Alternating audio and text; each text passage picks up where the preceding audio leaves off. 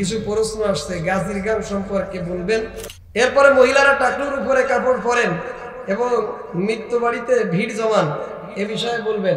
বর্তমান সময়ে দোকানে যে কুকুরের এবং বিড়ালের ছবি মূর্তি পাওয়া যায়, সেটা আমরা ক্রয় করে বাচ্চাদের জন্য ঘরে নিয়ে আসি এবং সেই ঘরে নামাজ পড়লে নামাজ হবে কিনা? وعلمه من البيان ما لم نعلم فسبحان الذي لا يحصى امتنانه باللسان ولا بالقلم ونشهد أن لا إله إلا الله وحده لا شريك له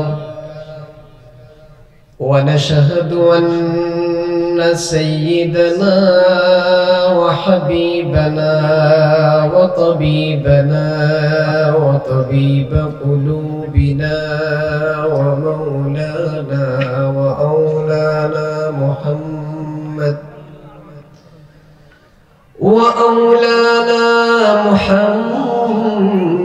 محمدا عبده ورسوله الذي أرسله بالحق بشيرا ونذيرا وداعيا إلى الله بإذنه وسراجا وقمرا منيرا أما بعد فقد قال الله تبارك وتعالى في كلامه الحكيم وفرقانه التوحيد প্রাণ খুলে পড়েন আউযু বিল্লাহি মিনাশ শাইতানির রাজীম বিসমিল্লাহির রাহমানির রহিম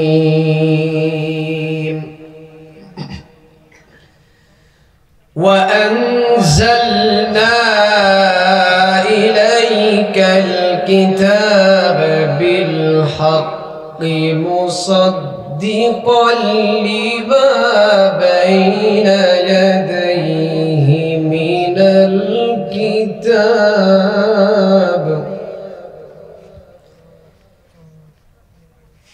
من الكتاب ومهيمنا عليه فاحكم بينهم بما أنزل الله لكل جعلنا منكم شرعة ومنهاجا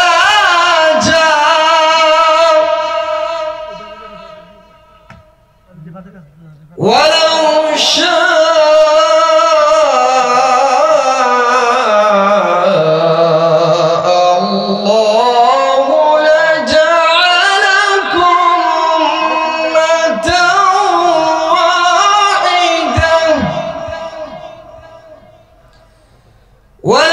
ولكن ليبلوكم فيما آتاكم فاستبقوا الخيرات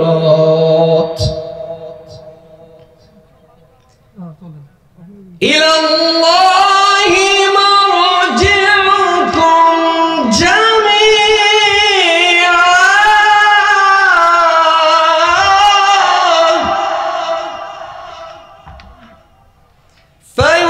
فينبئكم بما كنتم فيه تختلفون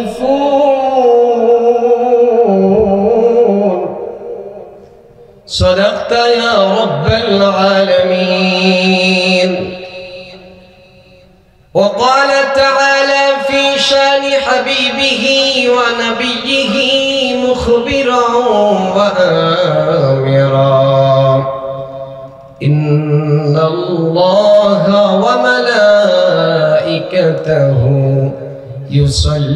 يصلون على النبي يا أيها الذين آمنوا صلوا عليه وسلموا تسليما صلوا عليه وآله প্রাণ খুলে একটু জিকির করি লা ইলাহা ইল্লাল্লাহ লা ইলাহা ইল্লাল্লাহ লা ইলাহা ইল্লাল্লাহ লা ইলাহা ইল্লাল্লাহ লা ইলাহা ইল্লাল্লাহ লা ইলাহা ইল্লাল্লাহ লা ইলাহা ইল্লাল্লাহ জোরে লা ইলাহা ইল্লাল্লাহ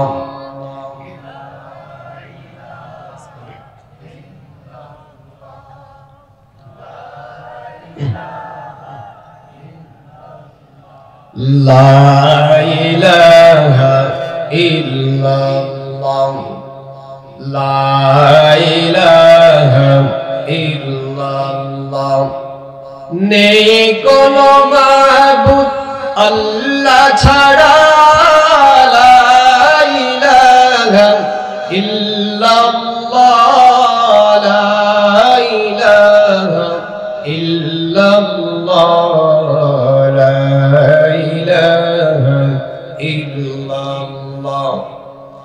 لا إله إلا الله لا إله إلا الله محمد رسول الله ঐতিহ্যবাহী জেলা মাগুরা কুসুন্দি গুচ্ছগ্রাম যুব সমাজ ও মসজিদ কমিটির উদ্যোগে আয়োজিত তৃতীয় বার্ষিক ওয়াজ মাহফিল ও হালকা জিকিরের সমাপনী অধিবেশনে উপস্থিত দিন প্রিয় ইসলাম প্রিয় কোরআন প্রিয় মানুষ মুসলমান ভাইরা পর্দার আড়ালে বসে আলোচনা শ্রবণরতা সম্মানিতা সকল গুণে গুণান্বিতা মা ও বোনেরা সকলকে আন্তরিকভাবে সুন্নাত তরিকায় সালাম জানাচ্ছি আসসালামু আলাইকুম ওয়া রাহমাতুল্লাহি ওয়া বারাকাতুহু। আলোচনার প্রারম্ভে মহান রব্বুল আলামিনের দরবারে ইলাহিতে আবেগ আপ্লুত কণ্ঠে বিনয় অবনত চিত্তে আমরা যে তার গোলাম এই গোলামীর সবটুকু অনুভূতি ব্যক্ত করে তারই শেখানো উক্তি অনুযায়ী ভক্তি ভরে মুক্তির আশায় প্রাণ খুলে কালিমাত শুকর আদায় করে পড়ছি আলহামদুলিল্লাহ। আর একটু আওয়াজ দিয়ে পড়ুন আলহামদুলিল্লাহ। লাখ কোটি দুরূদ ও সালাম সেই নবীর প্রতি যিনি ছিলেন নির্যাতিত নিপীড়িত নিষ্পেষিত পদদলিত নিরীহ নিরুপায় মজলুম জনতার চরম পরম বন্ধু দো জাহানের সরকার সরকারে কায়নাত জনাবে মুহাম্মদ মুস্তাফা আহমদে মুজতবা। আওয়াজ দিয়ে পড়ুন সাল্লাল্লাহু আলাইহি ওয়াসাল্লাম। আজকে বিশেষভাবে ধন্যবাদ জ্ঞাপন করছি এই মাহফিলের আয়োজক কমিটিদেরকে, যারা আপনাদের সকলের জন্য কোরআন শোনার একটা সুন্দর আয়োজন করেছেন, আল্লাহ তাআলা তাদের সকলকে হায়াতে তাইয়্যিবা নসিব করেন। সকলে পড়েন আমিন। ইমানি জিন্দেগি নসিব করেন। সর্বোপরি আখিরাতে আল্লাহ তাআলা তাদেরকে জান্নাতের মেহমান বানিয়ে নিন। সকলে পড়েন আমিন। আমার পূর্বে কথা বলেছেন বিজ্ঞ উলামায়ে কেরাম, আমার সামনে উপস্থিত রয়েছেন তোলাবায়ে আযম। বিশেষ করে আজকের মাহফিলের প্রধান অতিথি মোহাম্মদ সাখাওয়াত হোসেন সাহেব, চেয়ারম্যান প্যানেল 2-3 কুসুন্দি ইউনিয়ন পরিষদ মাগুরা যশোর, মাগুরা সদর মাগুরা।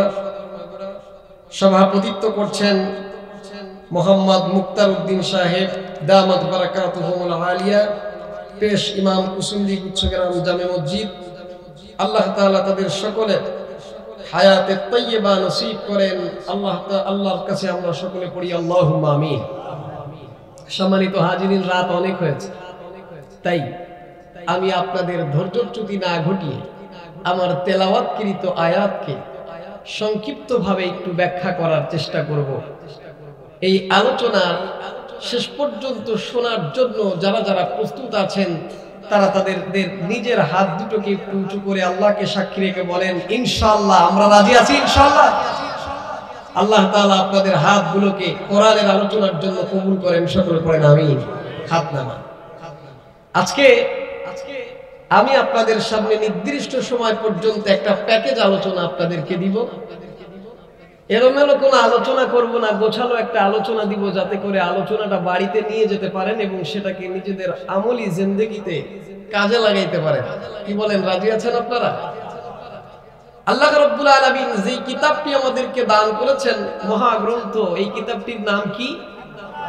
আল কোরআন। দিতে পারে সবকিছুর সমাধান। এই কথাই আমরা যারা আছি মুসলমান বিশ্বাস করি কি করি না? সবাই আমরা বিশ্বাস করি। এই কিতাবের শুরুতেই চ্যালেঞ্জ দিয়ে রব্বুল আলামিন বলেছেন যালিকাল কিতাব লা রাইবা ফিহি, এমন একটি কিতাব দিলাম যে কিতাবের মধ্যে যারা পরিমাণ সন্দেহের কোনো অবকাশ। আল্লাহ তাআলা কোরআনের অন্য আয়াতে ডাক দিয়ে বলেন ওয়া ইন কুনতুম ফি রাইবিম মিম্মা নাযালনা আলা আবদিনা ফাতু বিসূরাতিন মিন মিসলিহি ওয়াদউ শুহাদাকুম মিন দুনিল্লাহি ইন কুনতুম সাদিকিন ফাইন লাম তাফআলু ওয়া লান তাফআলু। আল্লাহ রাব্বুল আলামিন ডাক দিয়ে বলেন, যদি তোমাদের সন্দেহ হয় আমার নাজিলকৃত কিতাবটা আমার পক্ষ থেকে নয়, বরং অন্য কোন জায়গা থেকে আসছে, ক্ষমতা থাকলে তোমাদের যত সঙ্গী আছে, যত সাহিত্যিক, যত কবি, যত বিজ্ঞ ব্যক্তি আছে, যত বৈজ্ঞানিক, যত ইঞ্জিনিয়ার, যত মাস্টার, সবাইকে একত্রিত করে সাধ্য থাকলে কিয়ামত পর্যন্ত টাইম দিলাম, এই কোরআনের মতো একটা কোরআন তো দূরের কথা, কোরআনের বৃহত্তম সূরা সূরা বাকারার মতো নয়, বরং কোরআনের ক্ষুদ্রতম সূরা পারলে সূরাতুল কাউসারের মতো ছোট্ট একটা সূরা তৈরি করে দেখাও। এই চ্যালেঞ্জ কিয়ামত পর্যন্ত আগত সমস্ত মানুষের জন্য থাকলো। আজ পর্যন্ত কোরআন দুনিয়ায় চ্যালেঞ্জের বার্তা নিয়ে এসেছে। 1450 বছর অতিবাহিত হয়েছে। কোন বাপের বেটার কি জন্ম হয়েছে কোরআনের মধ্যে কোনো ভুল ধরে দেখাবে অথবা কোরআনের মতো একটা ছোট্ট সূরা তৈরি করবে? হয়নি জন্ম। তাহলে বোঝা গেল এই কিতাবটা কার পক্ষ থেকে? আওয়াজ দিয়ে বলেন, কার পক্ষ থেকে? এই কোরআন যেদিন নাজিল হয়েছিল সেদিন থেকেই 114টা সূরা নিয়ে কোরআন নাজিল হয়েছে এবং কিয়ামত হওয়া পর্যন্ত কোরআন থাকবে। 114টা সূরা নিয়েই থাকবে, 115টা সূরা কোনোদিন হবে না। আবার 113 সূরাও। এই 114 সূরার মধ্যে 5 নম্বর সূরার নাম হচ্ছে সূরাতুল মায়েদা। সূরাতুল মায়েদার মধ্যে আল্লাহ রাব্বুল আলামিন 48 নম্বর আয়াতে যা বোঝাতে চেয়েছেন সেটা বোঝানোর জন্য ওই আয়াতটি আমি আপনাদের সামনে তেলাওয়াত করেছি। কোন নম্বর আয়াত? 48 নম্বর আয়াত। এই আয়াতটা দিয়েছেন কে? আওয়াজ দিয়ে পড়েন কে? আপনার যে আমার আলোচনা বুঝতেছেন, এর প্রমাণ দেওয়ার জন্য আপনাদেরকে কিছু কথা বলতে হবে। অন্যথায় আপনারা ঘুমায় থাকবেন, আমি আলোচনা করে বাড়ি চলে যাব, তা কিন্তু হবে না। যশোর থেকে, খুলনা থেকে আসছি। যশোরের শেষ মাথায়, খুলনার কাছেই আমার বাড়ি, যদিও যশোর জেলার মধ্যে, কিন্তু খুলনায় আমার এক পা, আর এক পা হচ্ছে কোথায়? যশোরে। এই জন্য আমি এক হিসেবে যশোরের লোক, এক হিসেবে খুলনার লোক। তো সেই খুলনা থেকে আসছি আপনাদের কাছে কোরআনের একটা আয়াতকে আলোচনা মুযাকারা করার জন্য। এখানে মুরব্বিয়ানে কেরাম আছেন, ওলামায়ে কেরাম আছেন। আমি আলোচনা করব আমার নিজের আমলের জন্য এবং আমার প্রিয় ভাইদেরকে আমলের জন্য একটা খোরাক দেওয়ার জন্য আমরা এই আয়াত থেকে আমলের খোরাক নিয়ে যাব ইনশাআল্লাহ। আল্লাহ যেন কবুল করেন, পড়েন আমিন। আল্লাহ রাব্বুল আলামিন বলেন, وَأَنزَلْنَا إِلَيْكَ الْكِتَابَ بِالْحَقِّ مُصَدِّقًا لِمَا بَيْنَ يَدَيْهِ مِنَ الْكِتَابِ وَمُهَيْمِنًا عَلَيْهِ فَاحْكُم بَيْنَهُم بِمَا أَنزَلَ اللَّهُ। বলেন আল্লাহু আকবার। আল্লাহ রাব্বুল আলামিন বলেন, হে নবী, আমি আপনার উপরে নাযিল করেছি আল কিতাব, এমন একটি সুনির্দিষ্ট কিতাব যেটা সত্য। যেটা কি? বিল হক, সত্য দিয়ে একটা কিতাব নাযিল করেছি। মুসাদ্দিকাল লিমা বাইনা ইয়াদাইহি মিনাল কিতাব, ইতিপূর্বের আসমানি যত কিতাব রয়েছে সমস্ত কিতাবের সত্যায়নকারী রূপে। ওয়া মুহাইমিনান আলাইহি, এবং পূর্ববর্তী সমস্ত কিতাবের রক্ষণাবেক্ষণকারী রূপে। ফাহকুম বাইনাহুম বিমা আনজালাল্লাহ, অতএব আল্লাহ রাব্বুল আলামিন যা নাযিল করেছেন তা দিয়ে আপনি বিচার করবেন। আল্লাহ যেটা নাযিল করেছেন সেটা দিয়ে আপনি আইন করবেন। আল্লাহ যেটা নাযিল করেছেন সেটা দিয়ে হুকুম দিবেন। ওয়ালা তাত্তাবি আহওয়াহুম, আইন দেওয়ার ক্ষেত্রে, বিচার করার ক্ষেত্রে, বিধান প্রণয়নের ক্ষেত্রে আপনি তাদের ইচ্ছার অনুসরণ করবেন না। তাদের ইচ্ছা থেকে, তাদের ব্রেন থেকে নিজস্বভাবে যেটা নির্গত হবে আপনি তার অনুসরণ করবেন না। আম্মা জাআকা মিনাল হক, কারণ আপনার কাছে যেটা আসছে এটাই হলো মহা সত্য। সত্য এসে যাওয়ার পরে ভুলটা গ্রহণ করার কোনো দরকার নেই। আল্লাহ রাব্বুল আলামিন বলছেন, লিকুল্লিন জাআলনা মিনকুম শিরাতাও ওয়া মিনহাজা, এই কোরআনকে সমগ্র জাতির জন্য আমি আইন বানিয়েছি, বিধান বানিয়েছি, চলার পথ বানিয়েছি। আবার এটাকে যদি একটু ভিন্ন ভাবে বলি, প্রত্যেকের জন্যই চলার এক একটা নীতিমালা আছে, চলার এক একটা পথ আছে, এক একটা পন্থা আছে। আল্লাহ রাব্বুল আলামিন বলছেন প্রত্যেকের জন্যই পথ আছে। আল্লাহ রাব্বুল আলামিন যদি চাইতেন, ওয়ালাউ শাআল্লাহু লাজাআলাকুম উম্মাতাও ওয়াহিদা, আল্লাহ যদি চাইতেন দুনিয়ার মধ্যে কোনো মতভেদ থাকতো না, দুনিয়ার মধ্যে কোনো ভেদাভেদ থাকতো না, তোমাদের সবাইকে আল্লাহ এক উম্মত বানিয়ে দিতেন। ওয়ালাকিন লিয়াবলুয়াকুম, কিন্তু রব্বুল আলামিন তোমাদেরকে এক উম্মত বানান নাই, তোমাদেরকে পরীক্ষা করার জন্য। ফিমা আতাকুম, আল্লাহ রাব্বুল আলামিন তোমাদেরকে যা দিয়েছেন এইটার ব্যাপারে তোমাদেরকে পরীক্ষা করার জন্য তোমাদেরকে আল্লাহ এক উম্মত বানান নাই। রব্বুল আলামিন বলছেন, ফাস্তাবিকুল খায়রাত, সুতরাং তোমরা কল্যাণের কাজের মধ্যে প্রতিযোগিতা করো। কারণ হচ্ছে ইলাল্লাহি মারজিউকুম জামিআ, তোমাদের সকলের ফিরে যাওয়ার জায়গা কার কাছে? আর জোরে বলেন, কার কাছে? যেহেতু সবাইকে ফিরে যেতে হবে আল্লাহর কাছে, তোমাদের ফিরে যাওয়ার জায়গা আল্লাহ। অতএব তোমরা সকলে মিলে কল্যাণের কাজের ভেতরে প্রতিযোগিতা করো, কল্যাণের কাজে প্রতিযোগিতা করো। আল্লাহ রাব্বুল আলামিন বলছেন, ফায়ুনাব্বিউকুম বিমা কুনতুম ফীহি তাখতালিফুন, যেহেতু তোমরা সবাই ফিরে যাবে আল্লাহর কাছে, সেদিন রব্বুল আলামিন তোমাদেরকে সংবাদ দিবেন যে বিষয় নিয়ে দুনিয়ার মধ্যে তোমরা মতলক্ষ করতে, কারটা সত্য আর কারটা মিথ্যা, কারটা ন্যায় কারটা অন্যায়, কে হকের পরে ছিল কে বাতিলের পরে ছিল, রব্বুল আলামিন কিয়ামতের ময়দানে এই বিষয়টাকে পরিষ্কার করে দিবেন। সুবহানাল্লাহ। এ হচ্ছে এই আয়াতের সংক্ষিপ্ত অনুবাদ। এটা আয়াতের কি বললাম? অনুবাদ বললাম। এবার আসুন আমরা এই আয়াতটাকে একটু ব্যাখ্যা করে বোঝার চেষ্টা করি। আল্লাহ রাব্বুল আলামিন সর্বপ্রথম নবীকে ডাক দিয়ে বলছেন, হে নবী, আপনার উপরে আমি নাযিল করেছি কোরআনকে বিল হক, সত্য একটা কোরআন আমি আপনার উপরে নাযিল করেছি। যেহেতু এই কিতাবের মধ্যে কোনো সন্দেহ নাই, এই কিতাবের মধ্যে কোনো ভুল নাই, এই কিতাবের মধ্যে কোনো ঝামেলা নাই, এই কিতাব দিয়ে আল্লাহ রাব্বুল আলামিন একটু পরে গিয়ে বলবেন আইন করতে হবে, বিচার করতে হবে। তো একটা আইন বিভাগ চালানোর জন্য, একটা বিচার বিভাগ চালানোর জন্য এমন আইনের প্রয়োজন যে আইনের মধ্যে আজকে একরকম আর কালকে একরকম হবে, এইটা নয়, বরং এমন একটা কমপ্লিট আইন লাগবে যেটা একদম পাথরের মতো স্থির হবে, যেটা সরবে না, অটুট থাকবে, যেটা ভুল হবে না, যার মধ্যে যারা পরিমাণ উল্টা পাল্টা হওয়ার কোনো সুযোগ নাই, জাতি এক নিয়মে জীবন ভর চলতে পারবে, তেমন আইন দুনিয়াতে একটাও নাই, শুধু একটা আছে, তো কোরআন আছে। কথা বলেন ঠিক কি না? তাই আল্লাহ রাব্বুল আলামিন যেহেতু সামনের অংশে বলবেন যে কোরআন দিয়ে দুনিয়ার সব বিভাগকে পরিচালনা করতে হবে, এজন্য আল্লাহ রাব্বুল আলামিন আগেই বলে দিলেন আপনার উপরে যে কিতাব আমি নাযিল করেছি এটা মহাসত্য, এর মধ্যে যারা পরিমাণ কোনো সন্দেহের অবকাশ নাই। এই কোরআনটা সত্য হওয়ার পরেও এই কোরআন দিয়ে আইন করতে গেলে কারা বাধা হবে, কারা বিরোধ করবে, আমরা না জানলেও আল্লাহ জানেন কিনা বলেন? আগের থেকে জানেন। আল্লাহ রাব্বুল আলামিন সব বিষয় আগের থেকে জানেন এবং খবর রাখেন। তাই আল্লাহ রাব্বুল আলামিন ওই বিধান দেওয়ার আগে অগ্রিম বলে দিচ্ছেন, শোনো, কোরআন দিয়ে আইন করতে গেলে, বিচার করতে গেলে তোমাদের সর্বপ্রথম বাধা হবে যারা, সেই বাধার মূল আগের থেকেই আমি শেষ করে দিব।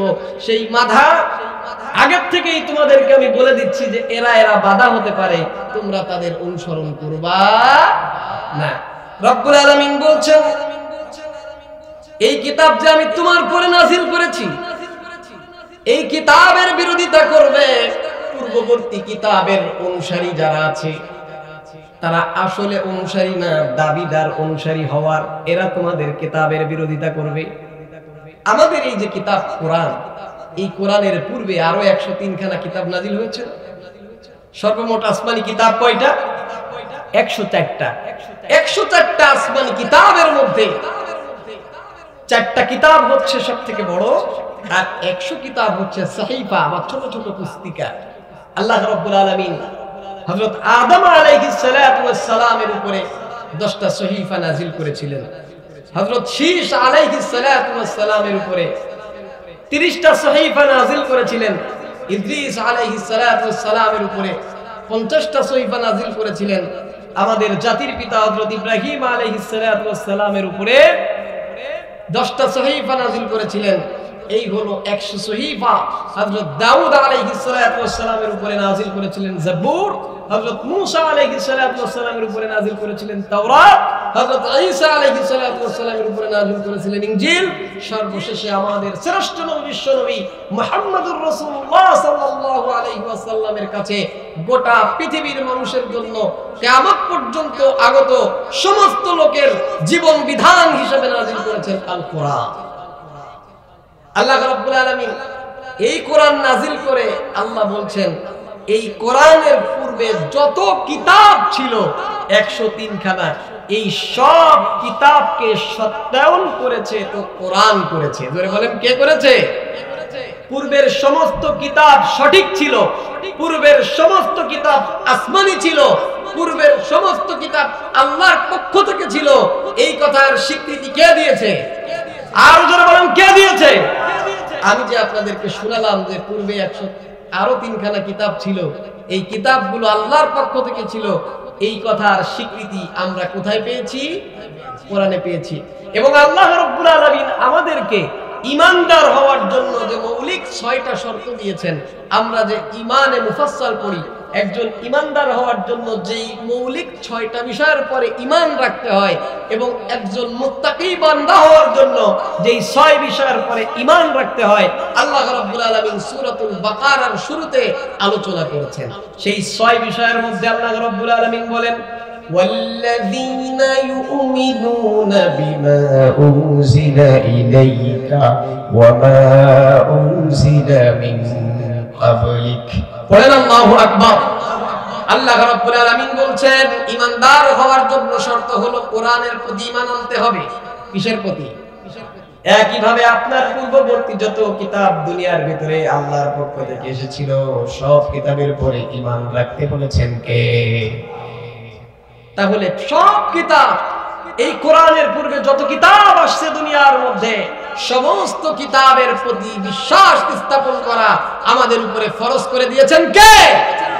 এবং এই ফরজটা আমরা জেনেছি কিসের মাধ্যমে?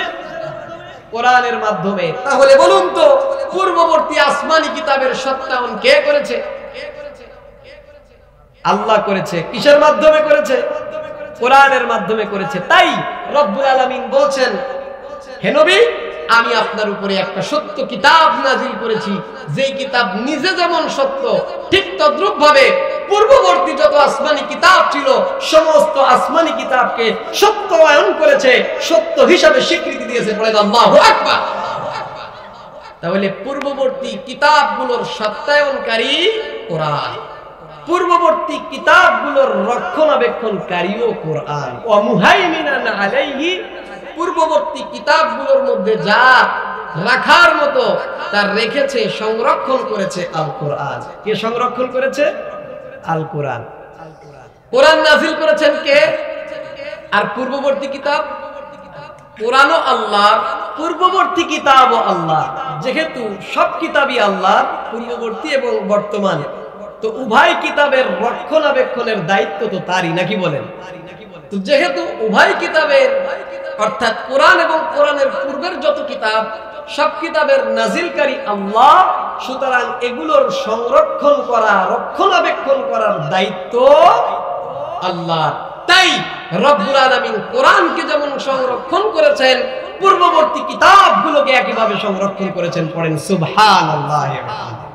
তবে একটা কথা আছে, পূর্ববর্তী কিতাবের মধ্যে যেই বিধানগুলো ছিল, এই সব বিধানই যে কোরআনের মধ্যে হুবহু বিধান রাখতে হবে, এটা আল্লাহর জন্য জরুরি নয়। এটা আল্লাহর জন্য জরুরি নয়। কারণ আল্লাহ রাব্বুল আলামিন এই কোরআনের মধ্যেই অনেক আয়াত এমন দিয়েছেন, প্রথমে মানুষের চাহিদা অনুযায়ী, প্রেক্ষাপট অনুযায়ী মানুষকে কোরআনের এক আয়াতে একরকম বিধান দিয়েছেন।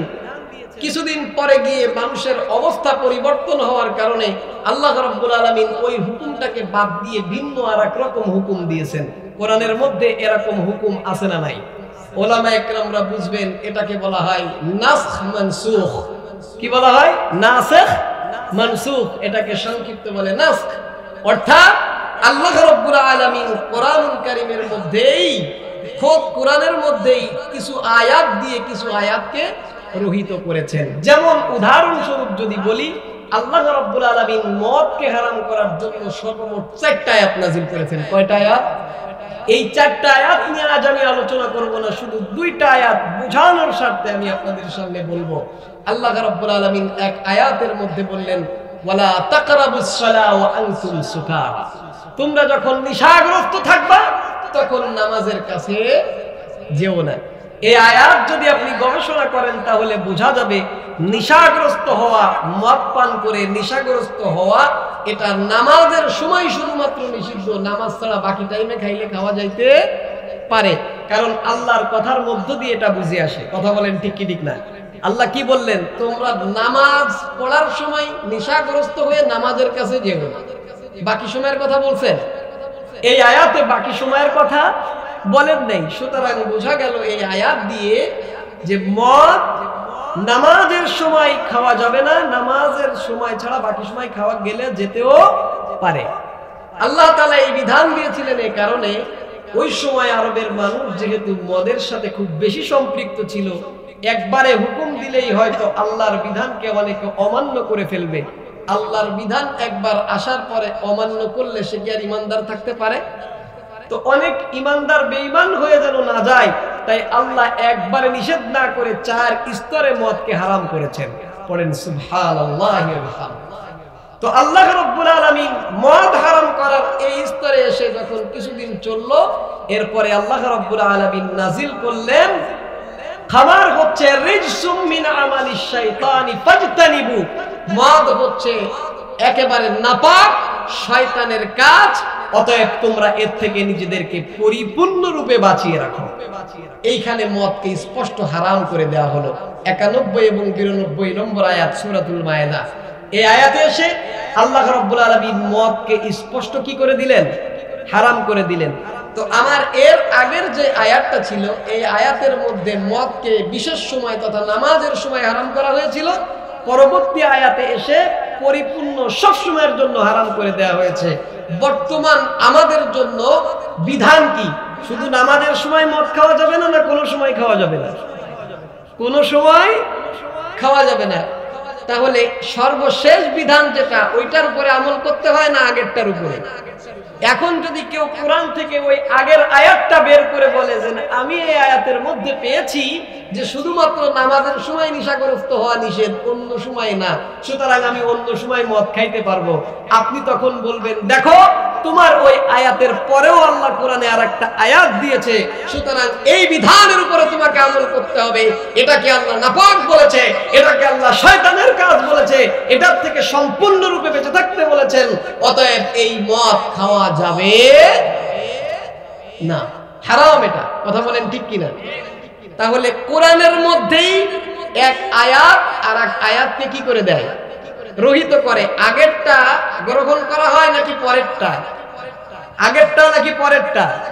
তাহলে আসমানি কিতাব 104টার মধ্যে আগের গুলো গ্রহণযোগ্য নাকি পরের গুলো গ্রহণযোগ্য? জোরে বলেন কোনটা গ্রহণযোগ্য? যেহেতু পরের গুলো গ্রহণযোগ্য, তো সর্বশেষ আসছে কোনটা? জোরে বলেন কোনটা? তো আল্লাহ রাব্বুল আলামিন মদকে 4 স্তরে রহিত করেছেন, সর্বশেষ আয়াতে স্পষ্ট হারাম করে আল্লাহ কি তার প্রথম পূর্বের যে 3 আয়াত, এই 3 আয়াতকে অসম্মান করেছেন? পড়েন নাউজুবিল্লাহ। অসম্মান করেছেন? অসম্মান তো করেন নাই। তো ঠিক তদ্রূপ ভাবে আল্লাহ কোরআন দিয়ে পূর্ববর্তী আসমানি কিতাবগুলোর অসম্মান করেন নাই, বরং সেগুলোকে সত্যায়ন করেছেন এবং রক্ষণাবেক্ষণ করেছেন। পড়েন সুবহানাল্লাহ। তো আল্লাহ যেহেতু বলছেন আমি আসমানি পূর্ববর্তী কিতাবগুলোকে সংরক্ষণ করেছি, তো আল্লাহর কিতাব আল্লাহ সংরক্ষণ করার দাবি করতেছেন, পক্ষান্তরে ইহুদি এবং খ্রিস্টানেরা দাবি করতেছে যে তারা কিতাবকে সংরক্ষণ করেছে। আপনি কারটা গ্রহণ করবেন? জোরে বলেন কারটা গ্রহণ করবেন? আসমানি যত কিতাব পূর্ববর্তী ছিল, এই কিতাবগুলোর মধ্যে বর্তমান দুনিয়ায় 2 কিতাবের পরে আমলকারী পাওয়া যায়, এছাড়া অন্য কিতাবের পরে আমলকারী পাওয়া যায় না। যেই 2 কিতাবের উপরে আমলকারীর দাবিদার বর্তমান পৃথিবীতে পাওয়া যায়, তার একটার নাম হলো তাওরাত আর একটার নাম হলো ইনজিল। তাওরাতের অনুসারীর দাবিদার যারা, তাদেরকে বলে ইহুদি, আর ইনজিলের অনুসারী যারা দাবি করে তাদেরকে বলে নাসারা বা খ্রিস্টান। তাহলে বর্তমান পৃথিবীতে পূর্ববর্তী কিতাবের উপরে আমল করার দাবিদার কয় ধর্মের লোক আছে? এক হচ্ছে ইহুদি আর এক হচ্ছে খ্রিস্টান। এদের একটা ধর্মগ্রন্থ আছে, যেই কিতাবটাকে তারা কিতাবুল মুকাদ্দাস অথবা বাইবেল বলে আমাদের দেশে পাওয়া যায়। এই কিতাবটা তাদের ধর্মগ্রন্থ, তারা এইটাকে আসমানি কিতাব বলে দাবি করে। আমার কথা কি বুঝতেছেন? এই বাইবেলের 2টা ভাগ রয়েছে, একটাকে বলা হয় ওল্ড টেস্টামেন্ট আর একটাকে বলা হয় নিউ টেস্টামেন্ট। ওল্ড টেস্টামেন্টের মধ্যে সর্বমোট 39টা কিতাব আছে, পুস্তিকা। কয়টা? 39টা পুস্তিকার মধ্যে 5টা হচ্ছে তাওরাতের আর 34টা হচ্ছে অন্যান্য পুস্তিকা। নিউ টেস্টামেন্ট যেটা, তার মধ্যে রয়েছে 27টি পুস্তিকা, তার মধ্যে 4টা পুস্তিকা ইনজিলের আর বাকিগুলো হচ্ছে অন্যান্য পুস্তিকা। এই 27 এবং 39টা মিলে মোট 66টি যা পুস্তিকা মিলে গঠিত হচ্ছে তাদের রচিত বাইবেল। আমার কথা কি বুঝছেন? তাহলে তাদের রচিত বাজারে পাওয়া যায় বর্তমান, তারা যেটাকে কিতাবুল মুকাদ্দাস বা বাইবেল বলে আখ্যা দেয়, এর মধ্যে সর্বমোট পুস্তিকা আছে কয়টা? 66টা। জোরে বলেন কয়টা? তো নিউ এবং ওল্ড মিলিয়ে সর্বমোট তার মধ্যে তাওরাতের আছে 5টা পুস্তিকা আর ইনজিলের আছে 4টা, আর বাকিগুলো সব অন্যান্য পুস্তিকা। এই যে 5 এবং 4টা পুস্তিকা, এখানে যে বিধানগুলো তারা তাওরাত এবং ইনজিলের নামে চালিয়েছে, এটা যথার্থভাবে তারা রক্ষণাবেক্ষণ করে নাই। তাদের নিজস্ব বানানো যে নীতিমালা আছে, এই নীতিমালার সাথে যেগুলো সামঞ্জস্যিক সেইগুলোকে রেখেছে, আর তাদের মাথার থেকে নির্গত নিজস্ব নীতিমালার সাথে যেই নীতিমালাগুলো মেলে নাই, ওইগুলোকে বদলায় নিজস্ব নীতিমালা ওই কিতাবের মধ্যে তারা বসিয়ে নিয়েছে। তাহলে বলুন তো, তাদের কিতাব সঠিক না আল্লাহ যেটা ধারণ করেছে সেটা সঠিক? আল্লাহ যেটা রক্ষণাবেক্ষণ করেছেন সেটা সঠিক। আর আল্লাহ বলছেন আমি পূর্ববর্তী কিতাবকে কোরআন দিয়ে রক্ষণাবেক্ষণ করেছি। সুতরাং বর্তমানে যদি কেউ চায় আমি পূর্ববর্তী কিতাবগুলোর প্রতি বিশ্বাস স্থাপন করব, তার জন্য আলাদাভাবে কিতাবুল মুকাদ্দাস কেনার প্রয়োজন নাই, তার জন্য আলাদাভাবে তাদের রচিত বাইবেল কেনার প্রয়োজন নাই। এই কোরআন অনুসরণ করলেই পূর্ববর্তী সমস্ত কিতাবের পরে আমল হয়ে যাবে। পড়েন আল্লাহু আকবার। যেহেতু এটা সর্বশেষ কিতাব আর এই কিতাব আল্লাহ নাজিল করেছেন, পূর্ববর্তীগুলো আল্লাহ নাজিল করেছেন, অতএব এই কিতাবের পরে আমল করলেই পূর্ববর্তী সমস্ত কিতাবের পরে আমল অটোমেটিক হয়ে যাবে। সুবহানাল্লাহি ওয়া বিহামদি। এই কথা আপনারা কি বুঝতে পেরেছেন নাকি বুঝতেছেন না? আমার ভাষা বুঝতে আপনাদের কষ্ট হচ্ছে, এই আয়াত বুঝতে কষ্ট হচ্ছে। তো এই আয়াতের মধ্যে রব্বুল আলামিন বললেন আমি আপনার পরে এমন একটি কিতাব দিলাম যেই কিতাবটি হলো সত্য, মুসাদ্দিকাল লিমা বাইনা ইয়াদাইহি মিনাল কিতাব, পূর্ববর্তী সমস্ত কিতাবের সত্যায়নকারী, ওয়া মুহাইমিনান আলাইহি, এবং রক্ষণাবেক্ষণকারী। এতটুকুর মধ্য দিয়ে রব্বুল আলামিন বুঝাতে চাইলেন এই দুনিয়ার মধ্যে বিধান চলার মতো গ্রন্থ ইহুদিদের রচিত, খ্রিস্টানদের রচিত নিউ টেস্টামেন্ট আর ওল্ড টেস্টামেন্ট নয়, একমাত্র মহাগ্রন্থ আল কুরআন। কথা বলেন ঠিক না? এজন্য রব্বুল আলামিন ডাক দিয়ে বলছেন ফাহকুম বাইনাহুম বিমা আনজালাল্লাহ। হে নবী, আপনি আইন দিবেন, বিচার করবেন, বিধান দিবেন, হুকুম দিবেন আল্লাহ যা নাজিল করেছেন তাহা দিয়ে, আর কিছু দিয়ে। এখন আল্লাহ কি নাজিল করেছেন? আল্লাহ এখানে কথার মধ্যে একটা ব্যাপকতা ব্যবহার করেছেন। শব্দটা হলো মা, মিম আলিফ জবর মা। এই মা হচ্ছে লিল আম্মি। উসুলে ফিকহের পরিভাষায় যারা উলামা ইকরাম আছেন ওনারা বুঝবেন, এটা আম বা ব্যাপকতা বোঝানোর জন্য আসে। কি বোঝানোর জন্য আসে? মা আনজালাল্লাহ, আল্লাহ যা যা নাজিল করেছেন তা দিয়ে আপনি বিধান দিবেন। এই দুনিয়ায় বিধান দিবেন কি দিয়ে? আল্লাহ যা যা নাজিল করেছেন তা দিয়ে। আল্লাহ কি কি নাজিল করেছেন? আল্লাহ নাজিল করেছেন ওহী। জোরে বলেন আল্লাহ কি নাজিল করেছেন? আল্লাহ এখানে শুধু কোরআনের নাম বললেও বলতে পারতেন ফাহকুম বাইনাহুম বিল কুরআন, আল্লাহ সেটা বলেননি। কারণ শুধু কোরআন দিয়ে বিচার করলেও হবে না, হাদিসের অনুসরণের দরকার আছে না নাই?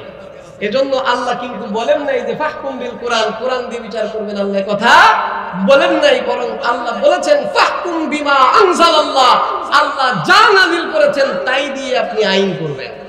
আল্লাহ কি নাজিল করেছেন? ওহী। জোরে বলেন কি নাজিল করেছেন? ওহী। এই ওহী জিবরাইল আলাইহিস সালাতু ওয়াস সালাম 23 বছর যাবত রাসূল করিম সাল্লাল্লাহু আলাইহি ওয়াসাল্লামের নিকটে কখনো এক আয়াত, কখনো এক সূরা প্রয়োজন প্রেক্ষাপট অনুযায়ী নাজিল করেছেন। এই কোরআনুল কারীম এটা যেরকম ভাবে ওহী, ঠিক তদ্রূপ ভাবে আল্লাহ রাসূল সাল্লাল্লাহু আলাইহি ওয়াসাল্লাম এই কোরআনের ব্যাখ্যায় তার জবান মুবারক থেকে যেই কথাগুলো বের করেছেন, কোরআনের আমল করতে গিয়ে নবীজির থেকে যেই সমস্ত কর্ম প্রকাশিত হয়েছে এবং সাহাবা ইকরামের কর্ম দেখে নবীজি যেখানে যেখানে চুপ রয়েছেন, নিষেধ করেন নাই অথবা স্বীকৃতি দিয়েছেন, এই সবগুলোর নাম হচ্ছে সুন্নাত। সবগুলোর নাম কি? সুন্নাত। সুতরাং নবী করিম সাল্লাল্লাহু আলাইহি ওয়াসাল্লাম যেটা কোরআন হিসাবে বলেছেন সেটা যেমন আল্লাহর পক্ষ থেকে নাজিলকৃত, ঠিক তদ্রূপ ভাবে রাসূল করিম সাল্লাল্লাহু আলাইহি ওয়াসাল্লামের আহাদিসে মুবারাকা যেগুলো রয়েছে এই সবগুলো আল্লাহর পক্ষ থেকে। কথা বলেন ঠিক কি ঠিক না? এটা আমার নিজের বানানো কথা নয়, এটাও আল্লাহ রাব্বুল আলামিন কোরআনুল কারীমের মধ্যে বলেছেন মা ইয়ানতিকু আনিল হাওয়া ইন হুয়া ইল্লা ওয়াহয়ু ইউহা। নবীজি একটা কথাও নিজের পক্ষ থেকে বলেন না, যা বলেন ওহীর থেকে বলেন। বলেন সুবহানাল্লাহ। শুধু তাই নয়, রাব্বুল আলামিন বলেন ওয়ালাউ তাকাওয়ালা আলাইনা বা'দাল আকাবিল লাআখাযনা মিনহু বিল ইয়ামিন ثم لقطعنا منه الوتين। পড়েন আল্লাহু আকবার। আল্লাহ রাব্বুল আলামিন বলছেন যদি মুহাম্মদ সাল্লাল্লাহু আলাইহি ওয়াসাল্লাম একটা কথা নিজের পক্ষ থেকে তৈরি করে বলতো যেটা আমি আল্লাহ নাজিল করি নাই, মুহাম্মদ যদি নিজের পক্ষ থেকে বলতো আমি তার ডান হাতকে চেপে ধরতাম, তার কণ্ঠনালীকে আমি কেটে দিতাম। সুতরাং নবীজি সাল্লাল্লাহু আলাইহি ওয়াসাল্লাম যত কথা বলেছেন কোন কথা নিজের পক্ষ থেকে বলেননি। যা বলেছেন কার পক্ষ থেকে? আসতে বলবেন না, আরো জোরে বলুন কার পক্ষ থেকে? আল্লাহর পক্ষ থেকে। সুতরাং কোরআন যেমন আল্লাহর পক্ষ থেকে, হাদিস বা সুন্নাহ এটাও কার পক্ষ থেকে? আল্লাহর পক্ষ থেকে। তো নবীকে আল্লাহ রাব্বুল আলামিন বললেন ফাহকুম বিমা আনজালাল্লাহ, আপনার প্রতি যা নাজিল করা হয়েছে ওহিয়ে মাতলু তথা কোরআন দ্বারা, ওহিয়ে গায়রে মাতলু তথা সুন্নাহ দ্বারা, এই দিয়ে আপনি আইন করবেন। আইন করবেন কি দিয়ে? জোরে বলেন কি দিয়ে? আপনার পরে নাজিলকৃত বিধান দিয়ে। আল্লাহর নবীর প্রতি নাজিলকৃত বিধান হলো কোরআন এবং সুন্নাহ। তাহলে আমরা একবারে বলতে পারি দুনিয়ার মধ্যে আইন চলবে কোরআন এবং সুন্নাহর। আইন চলবে কার? কোরআন সুন্নাহর আইন চলবে, আর কোনো কিছুর আইন চলবে না। এই সিদ্ধান্ত কার? যেহেতু আল্লাহ এই সিদ্ধান্তর বাইরে গিয়ে শান্তি খুঁজলে কিয়ামত পর্যন্ত শান্তি পাওয়া যাবে যাবে যাবে। আল্লাহ রাব্বুল আলামিন জানেন দুনিয়ার মধ্যে এই বিধান যাওয়ার পরেও সবাই এই বিধান অনুযায়ী চলবে না। কেউ কেউ চলবে আর কেউ কেউ চলবে না। এজন্য আল্লাহ রাব্বুল আলামিন বলছেন ফাহকুম বাইনাহুম বিমা আনজালাল্লাহু ওয়া লা তাত্তাবি' আহওয়াআহুম আম্মা জাআকা মিনাল হক। হে আমার নবী, সুতরাং আপনার প্রতি নাজিলকৃত কিতাব দিয়ে আপনি বিচার করবেন, আপনার প্রতি নাজিলকৃত বিধান দিয়ে আপনি আইন করবেন।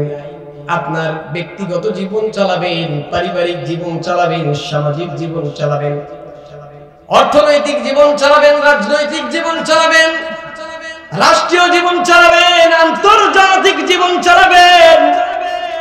একেবারে ব্যক্তিগত জীবন থেকে আন্তর্জাতিক জীবন পর্যন্ত চালাতে হবে কি দিয়ে? কোরআন এবং সুন্নাহ দিয়ে। জোরে বলেন কি দিয়ে? কোরআন এবং সুন্নাহ দিয়ে।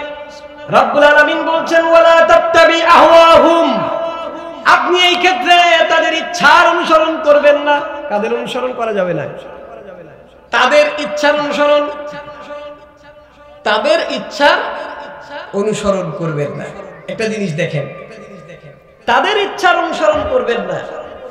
আপনারা যারা গ্রামার জানেন, বাংলায় বলে সর্বনাম, আরবিতে বলে জমির।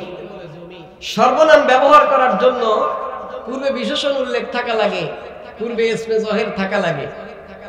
আপনি বললেন তার, তো তার সে কে? তাদের, তো তাদের সে কারা? আল্লাহ রাব্বুল আলামিন এখানে বললেন তাদের অনুসরণ করবেন না। তারা সে কারা? তারা হচ্ছে ওরা। তারা হচ্ছে ওরা। তারা হচ্ছে কারা? ওরা। ওরা কারা? যারা নিজেদেরকে পূর্ববর্তী কিতাবের দাবি করে অথবা কোরআনের বিরোধিতা করে, এরা হচ্ছে তারা। অর্থাৎ কোরআনের মুখালেফ যারাই আছে, আল্লাহ বলছেন আপনি তাদের অনুসরণ অনুকরণ করবেন। রব্বুল আলামিন বুঝাতে চাইলেন এই কথা, দুনিয়ার ভেতর যখনই যেই মুহূর্তে যেই সেকেন্ডে আপনি কোরআনের আইনকে বাস্তবায়ন করতে যাবেন, ঠিক সেই মুহূর্তে দেখবেন আরেকটা নতুন আইন তারা বানিয়ে বসে আছে। এরা হলো শয়তানের প্রেসক্রিপশনে চলালো। জোরে বলেন কারা? এরা হচ্ছে শয়তানের প্রেসক্রিপশনে চলালো। শয়তানের প্রেসক্রিপশন অনুযায়ী এরা একটা নতুন আইন তৈরি করবে। এবার এই কথাটুকু বুঝে থাকলে আমার সাথে বলুন তো, আমরা যেই দেশের মধ্যে বসবাস করি এই দেশটার নাম কি? বাংলাদেশ। এটাকে আমরা বলি আমার সোনার।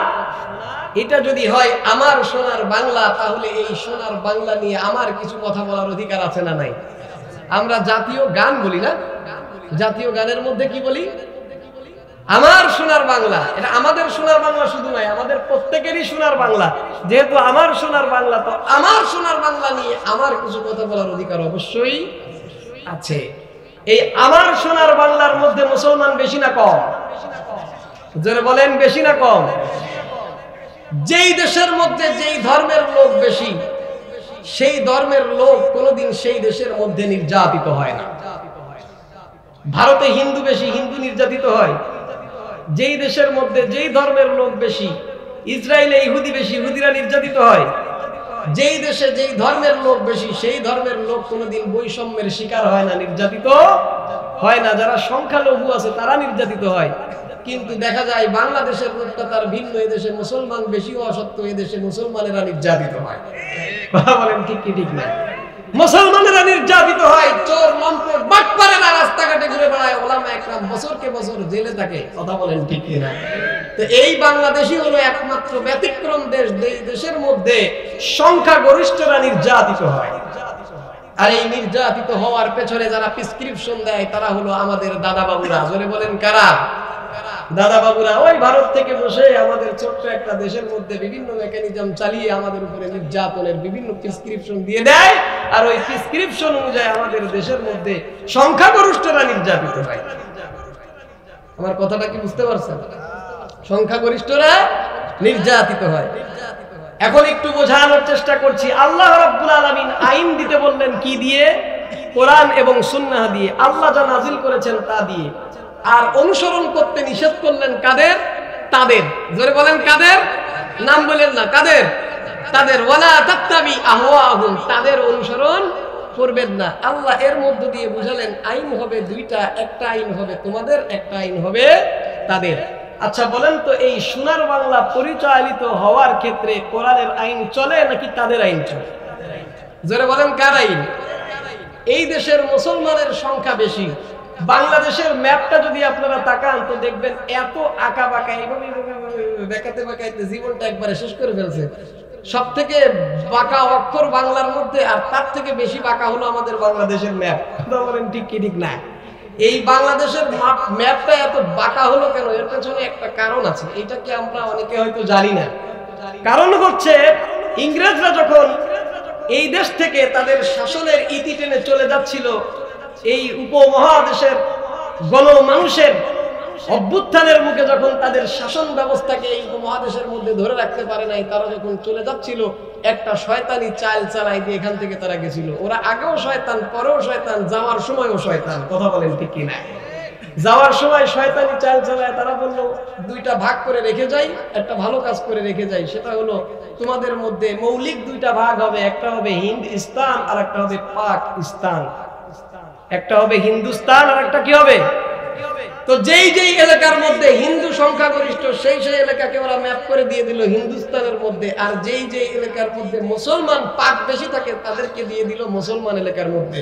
এখন মুসলমান সংখ্যাগরিষ্ঠতা যাচাই করতে গিয়ে দেখা গেল পাকিস্তানের অংশে মুসলমান বেশি, আর এই পূর্ব পাকিস্তানের এই অংশে মুসলমানদের সংখ্যা বেশি। তাই তারা ভাগ করার সময় পাকিস্তান থেকে 1000 কিলোমিটার দূরে হওয়া সত্ত্বেও বাংলাদেশকে হিন্দুস্তানের মধ্যে না দিয়ে পাকিস্তানের মধ্যে দিয়ে গিয়েছিল।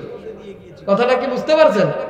আবার ভাগ করার সময় যখন দাগায় তো তাকে হিন্দু যেদিকে, তো যাও এটা হিন্দুস্তানের মধ্যে, এদিকে মুসলমান, তো যাও তোমরা কিসের মধ্যে? পাকিস্তানের মধ্যে। আবার দেখি হিন্দু, তো যাও হিন্দুস্তানের মধ্যে। আবার দেখে মুসলমান, তো যাও পাকিস্তানের মধ্যে। এইভাবে ভাগ করতে গিয়ে ম্যাপ দেখেন একদম টেকনাফ থেকে তেঁতুলিয়া আঁকা বাঁকা হয়ে যে একবারে শেষ হয়ে গেছে। কথা বলেন, সাপের মতো পাকাইছে না?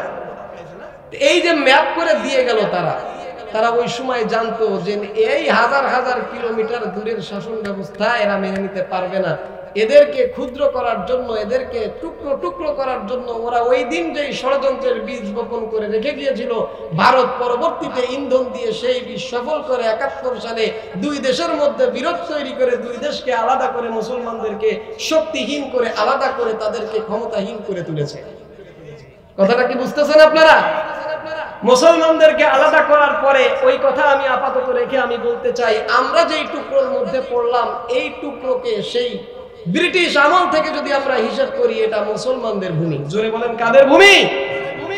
যদি মুসলমানদের ভূমি হয়ে থাকে তো এই ভূমির মধ্যে যদি কোরআনের আইনকে আমরা বাস্তবায়ন করতে না পারি তো কি হিন্দুস্তানে চালাবো কোরআনের আইন? জোরে বলেন, নাকি হিন্দুস্তানে চলবে? গরুর গোস্ত খাইলে তারে জবাই করে দিতে হবে, গরুর গোস্ত তার ব্যাগে পাওয়া যাবে তারে জেলে দিতে হবে, এই কথা কি কোনো ধর্মগ্রন্থে লেখা আছে? ভারতে দেওয়া হয় কি হয় না? ভারতে দেওয়া হয় কি হয় না? ভারতের মুসলমানদেরকে গরুর গোস্ত ব্যাগে পাওয়া গেলেই তারে ধরে জেলে ঢুকানো হয়, হত্যা করে ফেলা হয়। এরকম বহু নজির আমি নিজে পত্রিকায় পড়ছি। পক্ষান্তরে বাংলাদেশে যদি কেউ শুকর খায়, আমাদের ওখানে 96 এলাকায় হিন্দু আছে, একদম 96 গ্রাম একটানা হিন্দু অভয়নগরের পাশ দিয়ে মনিরামপুরের পোল ঘেঁষে যশোরে আছে। আমরা আজ পর্যন্ত বহু হিন্দুকে শুকরের গোশত খাইতে দেখছি, আমরা কোনোদিন তাদের পরে আক্রমণ করি নাই, তাদেরকে বলি নাই যে আমাদের ধর্মে এটা হারাম, কেন তোমরা খাও, কোনোদিন বলি নাই। এর কোনো একটা নজির দেখাইতে পারবেন না যে কোনো একটা হিন্দুর উপরে মুসলমান শুকর খাওয়ার কারণে আঘাত করেছে বা হত্যা করেছে বা পিটাইছে? আছে নজির?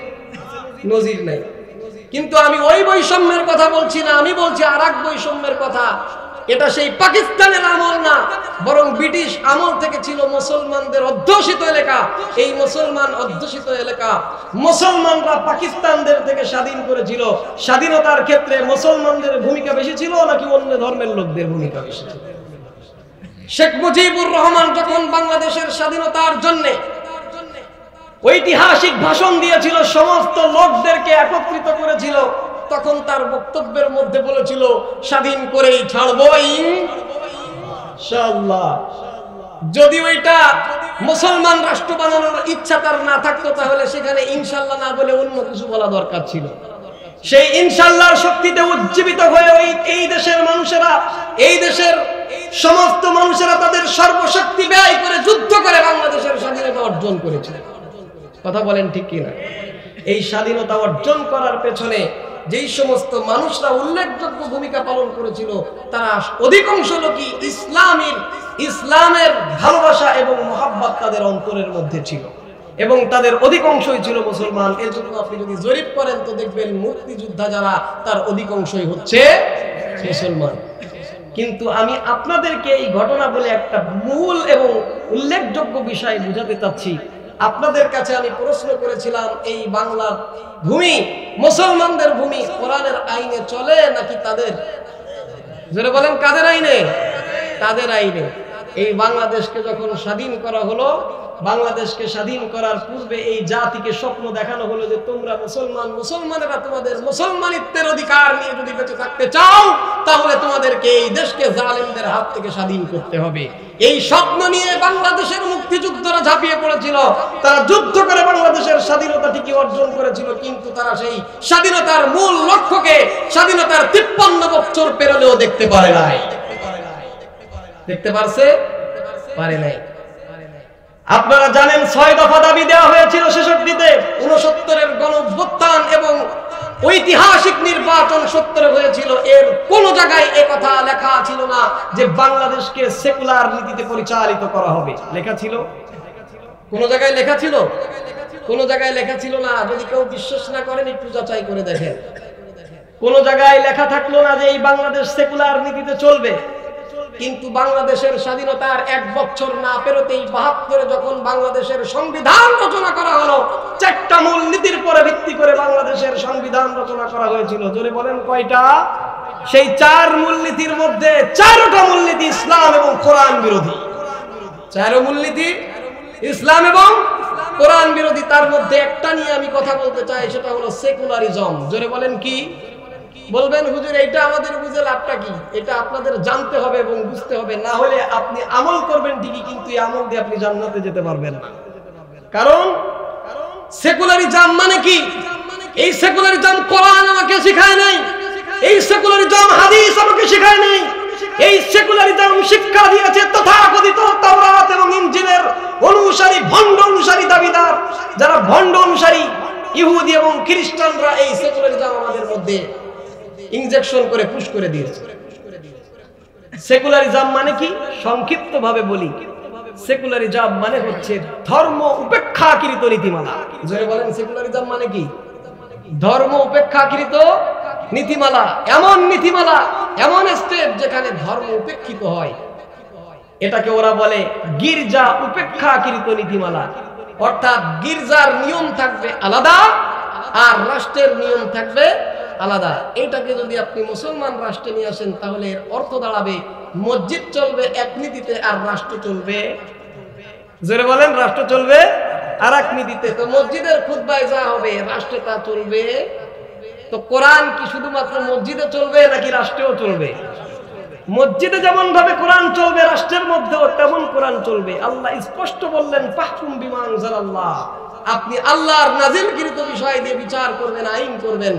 তাদের বানানো ওয়ালা তাত্তাবিউ আহওয়াহুম, তাদের ইচ্ছা, তাদের বানানো আইনের অনুসরণ করবেন না। এইবার একটু বোঝার চেষ্টা করেন। সেকুলারিজম মানে হলো গির্জা উপেক্ষাকৃত তথা মসজিদ উপেক্ষাকৃত নীতিমালা, যেই নীতিমালার মধ্যে মসজিদের আইনের কোনো তোয়াক্কা করা হয় না, এটাকে বলা হয় সেকুলারিজম। অর্থাৎ এটাকে উর্দু ডিকশনারির মধ্যে লেখছে, অক্সফোর্ড উর্দু যেটা আছে, ইংলিশ টু উর্দু, এখানে লেখছে লা মাযহাবিয়া। সেকুলারিজম মানে কি? লা মাযহাবিয়া ওয়ালা দীনিয়া, অর্থাৎ ধর্মহীনতা। ধর্মহীনতা, একদম ধর্ম না থাকলে ধর্মের কোনো গুরুত্ব এখানে নাই। ধর্মের গুরুত্ব যদি থাকতো, চোর চুরি করলে তার হাত কাটা হতো। এদেশে কারোর ক্ষমতা আছে চোর চুরি করলে হাত কাটবে?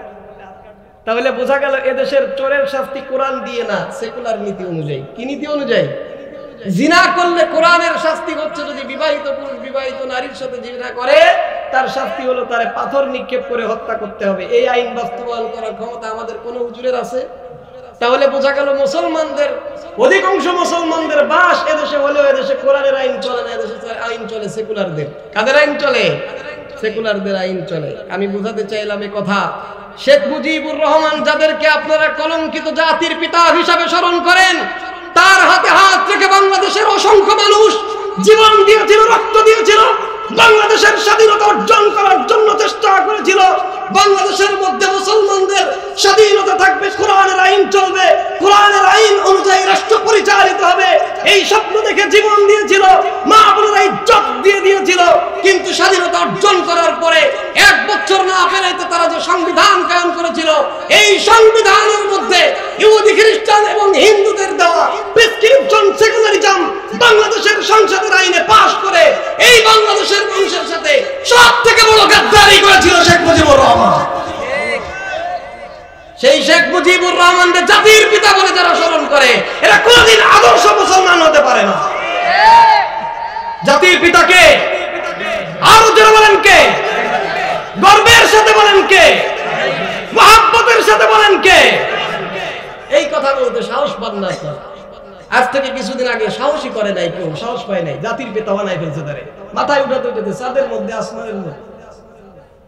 কিসের জাতির পিতা? জাতির পিতা ছিল ৭১-এর আগে বাংলাদেশের মানুষ সবাই তাকে গ্রহণ করেছিল, ভেবেছিল তার মাধ্যমে দেশের মধ্যে শান্তি তথা কোরআনের আইন প্রতিষ্ঠিত হবে। কিন্তু তার মাধ্যমে ৭২-এর সংবিধান দেখলো, এরপরে আরো তিনটা সংবিধান তার আমলে পরিবর্তন হতে দেখলো। ৪র্থ সংশোধনী পর্যন্ত যখন তার সংবিধানের মধ্যে ইসলামের কোরআনের কোন একটা আইনের ঠাঁই হলো না। ৭১-এর পূর্বে বাংলাদেশের জনগণ যেমন তাকে গ্রহণ করেছিল, ৭৫-এ সেইভাবে বরখাস্ত করে লাথি মেরে দুনিয়ার থেকে তাকে তাড়াই দিয়েছে। তো এমন তাড়ান ঘৃণা করে তার জানাজা পর্যন্ত অংশগ্রহণ করার লোক খুঁজে পাওয়া যায়। কথা কি বুঝতেছেন আপনারা? আপনি কোন দলের লোক, কোন মতের লোক, এইটা বোঝানোর জন্য আমি এখানে আসি নাই। আমি বলতে চাচ্ছি, এই বাংলাদেশের ইতিহাসে কোরআন আইন না বাস্তবায়ন হওয়ার পেছনে যেই সমস্ত নেতাদের ভূমিকা ছিল, এরা কোনোদিন মুসলমানের বন্ধু হতে পারে না। আপনি কোরআন শরীফ পড়েন, মুখে মুখে দাবি করেন কোরআন শরীফ পড়ি, মুখে মুখে দাবি করেন সকালবেলায় কোরআন না পড়ে বের হই না। কোন কোরআন তেলাওয়াত করেন? যেই কোরআন পড়ে আপনি সংসদে যান, সেখানে যাই আপনি ওই প্রেসক্রিপশন অনুযায়ী চালান, কোরআন অনুযায়ী চালান না, ওই কোরআন পড়া আপনাকে জান্নাতে নিতে পারবে না। সম্মানিত ভাইরা, কোরআনের আইন অনুযায়ী আল্লাহ রাব্বুল আলামিন রাষ্ট্র পরিচালনা করতে বলেছেন। আপনি মনে করতে পারেন যে এইটা একটা ধর্মনিরপেক্ষ রাষ্ট্র, ধর্মনিরপেক্ষ রাষ্ট্র হিসেবে সবাইকে একসাথে গায়ে গায়ে মিলিয়ে আমরা সবাই মিলেমিশে দেশে থাকবো। মিলেমিশার সবক তুমি কি দিবা? তোমার থেকে বেশি বড় সবক তো কোরআনই আমাদেরকে দিয়ে রাখছে। কথা বলেন ঠিক কিনা? তোমার থেকে সবক নিয়ে তো আমাদের মিলেমিশে থাকতে হবে না। মিলেমিশে থাকার উত্তম নীতি কোরআন আমাদেরকে শিক্ষা দিয়েছে। কোরআন আমাদেরকে জুলুম শিক্ষা দেয়নি। কোরআন আমাদেরকে অধিকার হরণ করার কথা বলেনি। কোন ধর্মকে, কোন ধর্ম অনুসারীদের উপরে আমাদের ধর্মকে কোরআন চাপিয়ে দিতে বলে নাই। আজ পর্যন্ত কোরআনের কোন আয়াত এমন কি আছে যে কোন বিধর্মীকে জোর করে ধরে মুসলমান বানাও? আছে? কোরআনে অন্য ধর্মের উপরে জোর করে কোনো বিধান দেওয়া হয়নি। আল্লাহ রাব্বুল আলামিন এই কোরআন দিয়েছেন গোটা পৃথিবীর মানুষ কিভাবে শান্তিতে চলতে পারবে এই বিধান করার জন্য। এই যে মেশিন আছে না, এই যে সেলো মেশিন আছে না আমাদের দেশে, সেলো মেশিন যখন চলে, এটা চলার জন্য তেলও লাগে, পানিও লাগে। তেলও লাগে, পানিও লাগে, মোবিলও লাগে। লাগে কি লাগে না? এর যে ইঞ্জিনিয়ার আছে এটা যে তৈরি করছিল, এ তৈরি করার সময় বলছিল এই মোটরসাইকেল বলেন, প্রাইভেট কার বলেন, এর ইঞ্জিন চলার জন্য একটা ইঞ্জিন অয়েল আছে তথা মোবিল, আর একটা হলো তেল। তেলও লাগবে, মোবিলও লাগবে। এই দুইটার জন্য দুইটা আলাদা আলাদা পাত্র তৈরি করে দিয়েছে ইঞ্জিনিয়ার। দুই পাত্রের মধ্যে দুইটা জিনিস দিলে ওটা সুন্দরভাবে সচল হবে। তেল না থাকলেও যেমন মেশিন চলে না, মোবিল না থাকলেও এরকম মেশিন চলে না। এখন পরবর্তীতে এসে কোনো একজন ব্যক্তি যদি তেলের পাত্রে মোবিল আর মোবিলের পাত্রে তেল দেয়, ওই পণ্ডিতগিরি করার পরে ওই মেশিন কি আর ভালো থাকবে? মেশিন আর ভালো থাকবে না, কারণ তেলরে তেলের জায়গায় রাখতে হবে, মোবিল রে। কারণ ওই ইঞ্জিনিয়ার ওই মেশিনরে যেভাবে ডিজাইন করেছে ওইভাবে করলেই ওর মধ্যে শান্তি। ও যে প্রেসক্রিপশন করে দিয়েছে ওইটা অনুযায়ী করলেই মেশিন সুস্থ থাকবে, মেশিন শান্তিতে থাকবে, মেশিন সুস্থ থাকবে, মেশিন দীর্ঘস্থায়ী হবে। তো আল্লাহ রাব্বুল আলামিন যখন এই দুনিয়াটাকে বানালেন এবং এই দুনিয়ার মানুষ তৈরি করলেন, এই দুনিয়ার মানুষের চলার জন্য আল্লাহ নীতিমালা বানাই দিলেন কোরআনকে, এবং কোরআন দিয়ে বলে দিলেন এই অনুযায়ী চালালে এই পৃথিবীর মানুষ শান্তিতে থাকবে। এখন পণ্ডিতরা এসে এই নীতি বাদ দিয়ে নিজেদের মাথার মধ্যে থেকে গোবর থেকে যে সমস্ত চারা গজাইছে এই সমস্ত চারা দিয়ে শান্তি প্রতিষ্ঠা করতে চায়। কিয়ামত পর্যন্ত কি শান্তি প্রতিষ্ঠা হবে? জোরে বলেন হবে? এজন্য রব্বুল আলামিন এই সমস্ত গবরি মাথাওয়ালাদেরকে, যারা নিজেদেরকে বড় পণ্ডিত দাবি করে, এরা হলো মূলত আবু জেহেলের বংশধর। আবু জেহেলকে তার দেশের লোকেরা, তার সমাজের লোকেরা আবুল হাকাম জ্ঞানীর পিতা বলে আখ্যা দিলেও রব্বুল আলামিন তার নবীর জামান দিয়ে তাকে কি উপাধি দিয়েছিলেন? জোরে বলেন কি উপাধি? মূর্খ। তো বর্তমান সমাজে আমরা সবচেয়ে এলিট, সব থেকে বড়, সব থেকে সুপার পাওয়ার, সুপ্রিম পাওয়ার কাদেরকে মনে করি? জোরে বলেন কাদেরকে মনে করি? আমেরিকা না, ব্রিটিশ আমেরিকা, এরাই তো নাকি? এদেরকে আমরা সুপার পাওয়ার বলি, এদেরকে বলি প্রযুক্তি। সব দিক দিয়ে উন্নত ঠেলায় এই পরিমাণ উন্নত হয়েছে, তাদের ক্ষমতা আছে, তারা কৃত্রিম বৃষ্টি তৈরি করতে পারে, অর্থাৎ মেঘের মধ্যে স্প্রে করে তারা বৃষ্টি নামাইতে পারে। কথা বুঝতে পারছেন?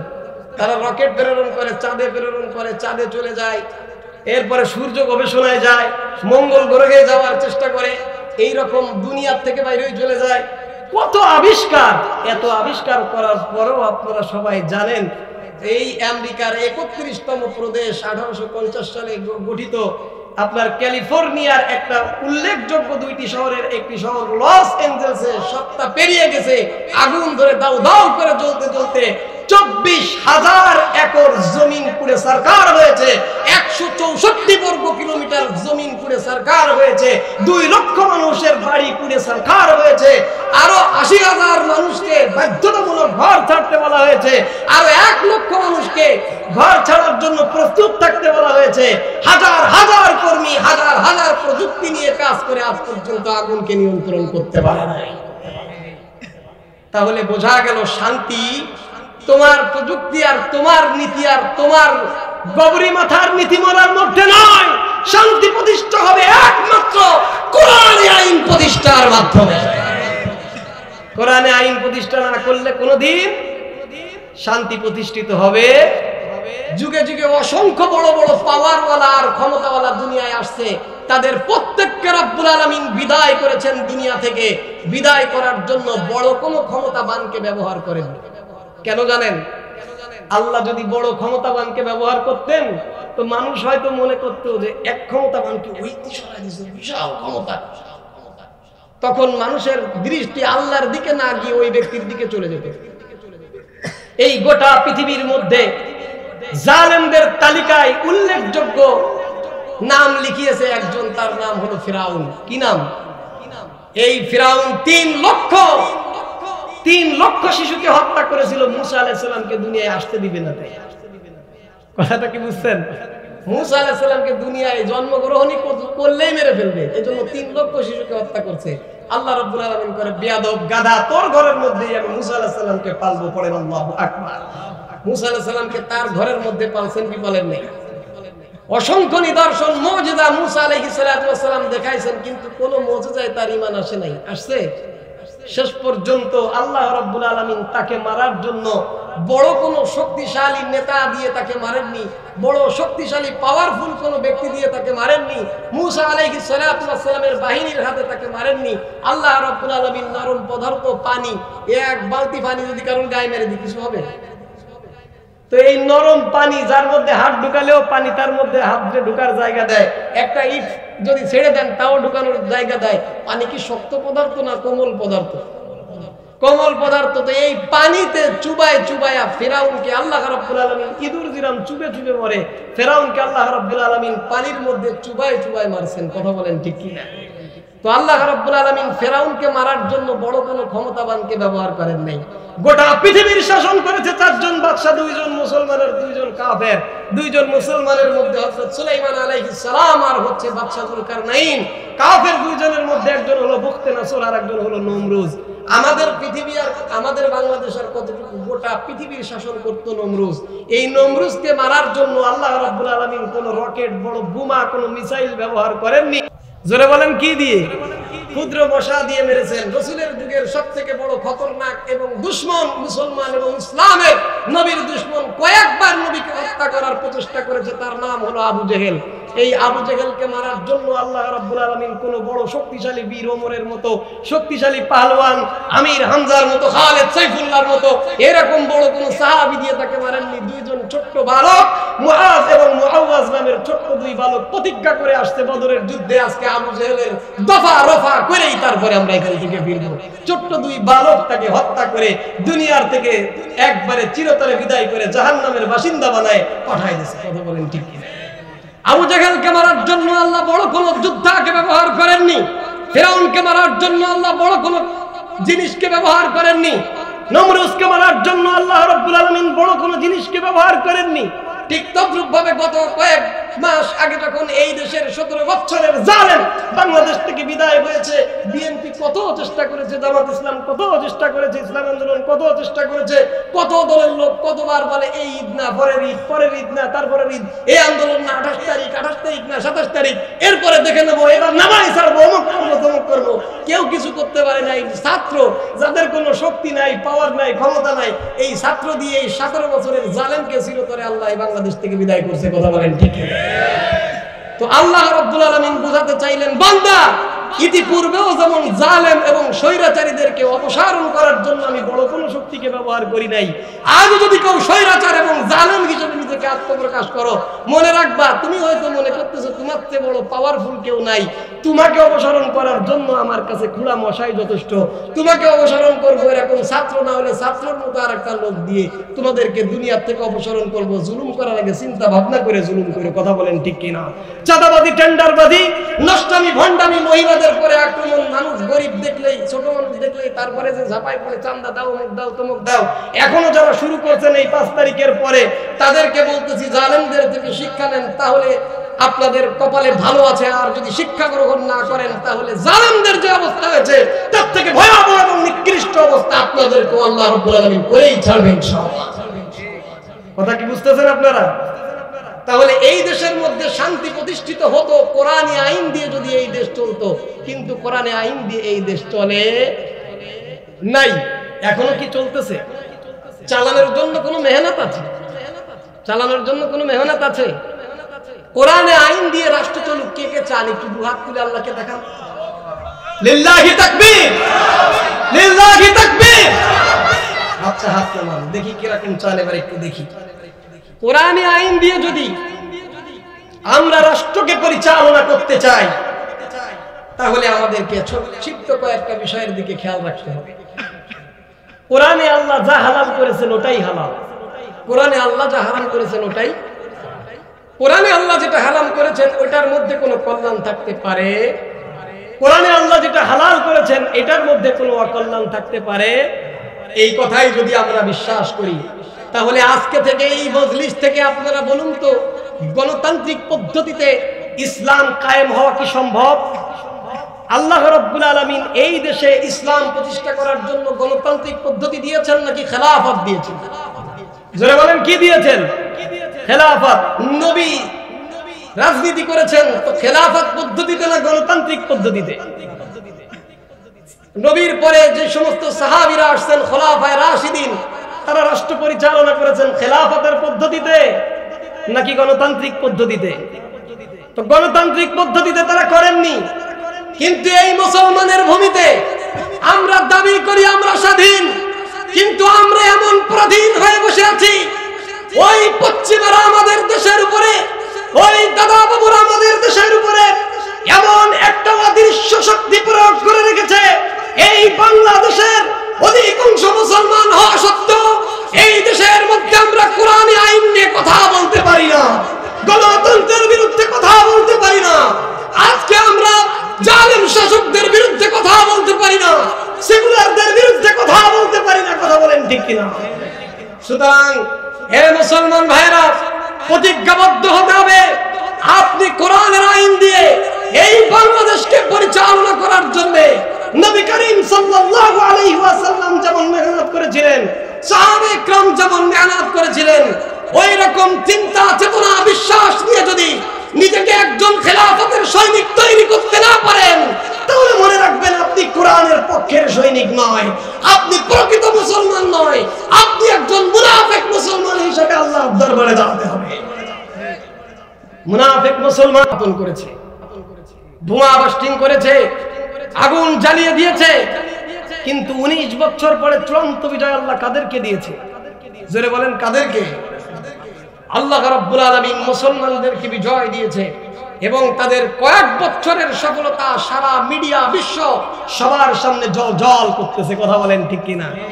আমেরিকার মতো সুপার পাওয়ার নেটো জোট 82টা রাষ্ট্র মিলে সম্মিলিত শক্তি প্রয়োগ করে অস্ত্র দিয়ে সৈন্য প্রেরণ করে আফগানের মুসলমানদের ভিটা বাড়ি সবকিছু তছনছ করে দিয়েছিল, কিন্তু তারা আল্লাহর একত্ববাদের উপরে বিশ্বাস করে ঈমানি শক্তি নিয়ে কাফেরদের মোকাবেলায় যখন বদরি সৈনিকদের মতো যুদ্ধ অবতীর্ণ হয়েছিল, 19 বছর পরে অপদস্থ এবং একেবারে লাঞ্ছিত করে আফগানের ভূমি থেকে বেহায়ার মতো বিদায় করে দিয়েছিলেন সেই শক্তিমান কে?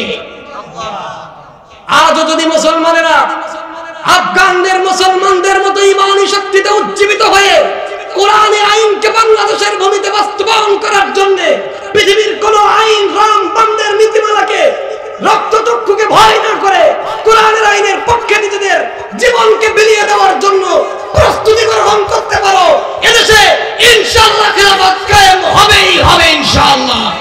এই ইসলামী খেলাফত কায়েম করার জন্য, নিজেদের জীবন দেওয়ার জন্য, রক্ত দেওয়ার জন্য, নিজেদের সর্বোচ্চ বিসর্জন দেওয়ার জন্য, সন্তানদেরকে ঈদ বানানোর জন্য, নিজেদের স্ত্রীদেরকে বিধবা বানানোর জন্য কোন কোন যুবক, কোন কোন বৃদ্ধ, কোন কোন আলেম, কোন কোন মুসলমান প্রস্তুত আছো? দুহাত দুটো করে আল্লাহকে দেখাও।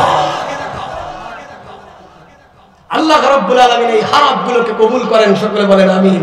এই হাত শুধু উঠাই গেলে হবে না, হাত শুধু উঠাই গেলে হবে না। এখান থেকে হাত উঠাচ্ছেন, পেছনে যাওয়ার পরে অমুক তমুক, অমুক মার্কা তমুক মার্কা, মার্কা কই পাইছেন? সব মার্কা কে দিছে? আপনারা আল্লাহ দিছে। এইসব মার্কা আপনারা আল্লাহ দিছে না উরা দিছে? এই মার্কা নিয়ে চলতেছেন আপনারা, কিন্তু এই মার্কাগুলো ওই ওদের থেকে নীতিমালা। এই মার্কা কোন নিয়মে চলবে? এই মার্কা গণনা হবে কেমনে? এর মধ্যে কয়জন জিতলে কি কে কে ক্ষমতায় যাবে, কয়জন জিতলে কে রাষ্ট্র গঠন করবে, কয়জনের ভোট পাইলে সে এমপি হতে পারবে, ভোট দেওয়ার পদ্ধতি কি হবে, কিসের মাধ্যমে হবে, এই সব নীতিমালা তৈরি করে দিয়েছে কারা? জোরে বলেন কারা? আল্লাহ বললেন ওয়ালা তাত্তাবি আহওয়াহুম, তাদের চিন্তা চেতনা থেকে যা আসে তার অনুসরণ করো না, অনুসরণ করো ফাহকুম বিমা আনজালাল্লাহ। আল্লাহ যা নাযিল করেছেন তার আপনি যে অনুসরণ করলেন ওইটা। কিয়ামত পর্যন্ত মোবিলের জায়গায় তেল দিলে, তেলের জায়গায় মোবিল দিলে যেরকম মেশিন চলে না, আপনি তাদের আইন দিয়ে এই দেশের মধ্যে সারা জীবন চেষ্টা করলেও শান্তি আনতে পারবেন? শান্তি পেতে হলে দিনের পথে আসতে হবে, কোরআনের কাছে আসতে হবে, সুন্নাহর কাছে আসতে হবে। আমি আমার আলোচনা শেষের দিকে যাচ্ছি। আল্লাহ রাব্বুল আলামিন বললেন লিকুল্লিন জাআলনা মিনকুম শিরাতাও ওয়া মিনহাজা, আমি সকলের জন্য এই কোরআনকে একটা আদর্শ এবং নীতি বানালাম, সকলের জন্য পথ এবং পন্থা হিসেবে, মিনহাজ হিসেবে এই কোরআনকে বানালাম। যদি আমি ভিন্ন ব্যাখ্যায় বলি, আল্লাহ রাব্বুল আলামিন বলছেন প্রত্যেক জাতির জন্য আলাদা আলাদা নীতিমালা আছে। প্রত্যেক জাতির জন্য কি আছে? আলাদা আলাদা নীতিমালা আছে। আল্লাহ রাব্বুল আলামিন বলছেন ওয়ালাউ শাআল্লাহু লাজালাকুম উম্মাতান ওয়াহিদা, আল্লাহ যদি চাইতেন তোমাদের সকলকে এক উম্মত বানাইতে পারতেন কি পারতেন না? আচ্ছা বলেন তো, আমাদের বাংলাদেশে আওয়ামী লীগ, বিএনপি, জামাত ইসলামী, চরমোনাই সহ যত দলে বিভক্ত আছে, কেউ আট্রসি, কেউ চরমনাই, কেউ আছে হলো দেওয়ানবাগি, খানকা পীর, অমুক পীর, তমুক পীর। এরপরে এক একজন এক এক জায়গার অনুসারী আছে না নাই? এরপরে আমাদের সামাজিক ভাবে অমুক গোষ্ঠী একদিকে, অমুক গোষ্ঠী একদিকে, এই যে এত মতভেদ। ফেরেশতাদের মধ্যে কি এই মতভেদ আছে না? ফেরেশতাদের মধ্যে দলাদলি আছে। তো আল্লাহ রাব্বুল আলামিন ফেরেশতারা একটা জাতি বানালেন, মানুষ একটা জাতি বানালেন। ফেরেশতা জাতির মধ্যে কোনো মতভেদ নাই। আল্লাহ যদি চাইতেন মানুষদেরকে এরকম মতভেদহীন একটা উম্মত বানাইতে পারতেন। আল্লাহ এই কথাই কোরআনে বলছেন, ওয়ালাউ শাআল্লাহু লাজাআলাকুম উম্মাতাও ওয়াহিদা। আল্লাহ যদি চাইতেন তোমাদের সকলকে এক জাতি বানাইতে পারতেন, কোনো ভেদাভেদ থাকতো না। কিন্তু আল্লাহ ইচ্ছাকৃতই ভাবে তোমাদেরকে এক জাতি বানান নাই। কেন জানেন? ওয়ালাকিন লিয়াবলুয়াকুম ফীমা আতাকুম। রব্বুল আলামিন বলছেন, আমি রব্বুল আলামিন তোমাদেরকে যে নীতিমালা দিলাম, আমি রব্বুল আলামিন তোমাদেরকে যে বিধান দিলাম, আমি রব্বুল আলামিন যেই কোরআন দিলাম, আমি আমার নবীর মাধ্যমে তোমাদেরকে যে আদর্শ দিলাম, এই আদর্শ অনুযায়ী কে চলে আর কে ওদের দেয়া নীতিমালা অনুযায়ী চলে, এইটাকে পরীক্ষা করার জন্য আমি রব্বুল আলামিন তোমাদেরকে এক উম্মত বানাই নাই। আল্লাহ রব্বুল আলামিন বলছেন, ইলাল্লাহি ফাস্তাবিকুল খায়রাত। সুতরাং তোমরা কল্যাণের কাজে প্রতিযোগিতা করো। জোরে বলেন, কিসের কাজে প্রতিযোগিতা? আরো জোরে জোরে বলেন। কল্যাণের কাজে প্রতিযোগিতা। কল্যাণের কাজে প্রতিযোগিতা কিসের মাধ্যমে হবে? মুফাসসিরিন ইকরাম লিখেছেন, এমন কাজের মধ্যে প্রতিযোগিতা করো যেই কাজ তোমাদের দুনিয়াকুম ওয়া আখিরাতিকুম, তোমাদের দুনিয়া এবং তোমাদের আখিরাতে কল্যাণকর হবে। এমন আমল তোমরা করো, এমন আমল করো যেই আমল তোমাদের দুনিয়ায়ও কল্যাণকর হবে, তোমাদের আখিরাতের জন্য কল্যাণকর হবে। এমন আমল করো। কথাটা কি বুঝতেছেন আপনারা? কোন আমল করতে বলেছেন? যে আমল তোমাদের দুনিয়ায়ও কল্যাণকর, আখিরাতেও কল্যাণকর। এরকম আমলের বর্ণনা আমার ভাই ইতিপূর্বে অনেক আমলের বর্ণনা আপনাদেরকে দিয়েছেন কি দেন নাই? আমি আজকে আপনাদের সামনে একটা বিষয় নিয়ে আলোচনা করতে চেয়েছিলাম, রাত অনেক হয়েছে, আমি সংক্ষিপ্তভাবে শুধু ইশারা দিই। সব থেকে প্রসিদ্ধ মত অনুযায়ী 27 রজব মেরাজ হয়েছে। আমি বিশুদ্ধ মত বলি নাই, প্রসিদ্ধ মত বলেছি। কি বলেছি? প্রসিদ্ধ মত অনুযায়ী রসুলের মেরাজ যেটা হয়েছিল কোন মাসে? 27 রজব, রজব মাসের 27 তারিখ রাতে, 27 তারিখে আর কি। এটা হলো প্রসিদ্ধ মত। তবে এছাড়া ইতিহাসে অনেক মত আছে, সেদিকে আমি এখন আলোচনাকে দীর্ঘায়িত করব না। আর আল্লাহ রাব্বুল আলামিন বা নবী করিম সাল্লাল্লাহু আলাইহি সাল্লাম মিরাজের দিন বা রাতটাকে স্পেশালি কোন দিনে হয়েছে এটাকে রক্ষণাবেক্ষণ করেন নাই, যার কারণে ঐতিহাসিকদের মধ্যে এ নিয়ে ব্যাপক মতভেদ রয়েছে। কারণ কোন তারিখে মিরাজ হয়েছে, মেরাজ সম্পর্কে স্পেশাল কোন আমল নেই যে মিরাজের রাত্রে আপনি নামাজ পড়বেন, মিরাজের রাত্রে আপনি নফল ইবাদত করবেন, মিরাজের রাত্রে আপনি মিরাজের জন্য স্পেশাল রোজা রাখবেন। মিরাজের জন্য স্পেশাল কোনো রোজা নেই, মিরাজের জন্য স্পেশাল কোনো নফল নামাজও নাই। তবে মেরাজের মধ্যে অনেক বড় শিক্ষা আছে। সেই একটা আমলের কথা বলেই আমি আমার আলোচনা শেষ করে দিচ্ছি। আপনারা সবাই মেরাজের ঘটনা জানেন কি জানেন না? কম বেশি। আজকের ওই ঘটনা বলতে গেলে আরেক ঘন্টা লাগবে, যার কারণে আমি ওই ঘটনার দিকে আর যাচ্ছি না। আমি শুধু এতটুকু কথা বলতেছি, মেরাজে যাওয়ার সময় আল্লাহ রাব্বুল আলামিন নবীকে 2টা ভ্রমণ করিয়েছিলেন। একটা ভ্রমণের নাম হচ্ছে ইসরা, আর একটা ভ্রমণের নাম হচ্ছে মেরাজ। ইসরা বলা হয় নবী করিম সাল্লাল্লাহু আলাইহি ওয়াসাল্লাম মক্কাতুল মুকাররমা থেকে ইলাল মসজিদুল আকসা যেই ভ্রমণ করেছিলেন, আল্লাহ তাআলা কোরআনে বলেছেন সূরাতুল বনী ইসরাঈলে, সুবহানাল্লাযী আসরা বিআবদিহি লাইলাম মিনাল মসজিদিল হারাম ইলাল মসজিদিল আকসা আল্লাযী বারাকনা হাওলাহু লিনুরিয়াহু মিন আয়াতিনা। এই মসজিদে আকসা পর্যন্ত, কাবা শরীফ থেকে, খাতিমে কাবা থেকে নবীজির যেই ভ্রমণটা, এই ভ্রমণটাকে বলা হয় ইসরা। আর মসজিদে আকসা থেকে একেবারে সিদরাতুল মুনতাহা পার হয়ে আল্লাহর কাছ পর্যন্ত পৌঁছানোর যে ঊর্ধ্বগমন, এইটাকে বলা হয় মেরাজ। এটাকে কি বলে? মেরাজ। এই 2টা ভ্রমণ আল্লাহ রাব্বুল আলামিন আমার আপনার প্রিয় নবীকে দিয়ে করিয়েছিলেন। আল্লাহ রাব্বুল আলামিন বুরাকের মাধ্যম দিয়ে, যেটা খচ্চর থেকে একটু ছোট, গাধার থেকে একটু বড়, এত তার পায়ের গতি ছিল, চোখের পলক যতদূর পর্যন্ত যায় তার এক কদম অত দূর যেয়ে পড়ে।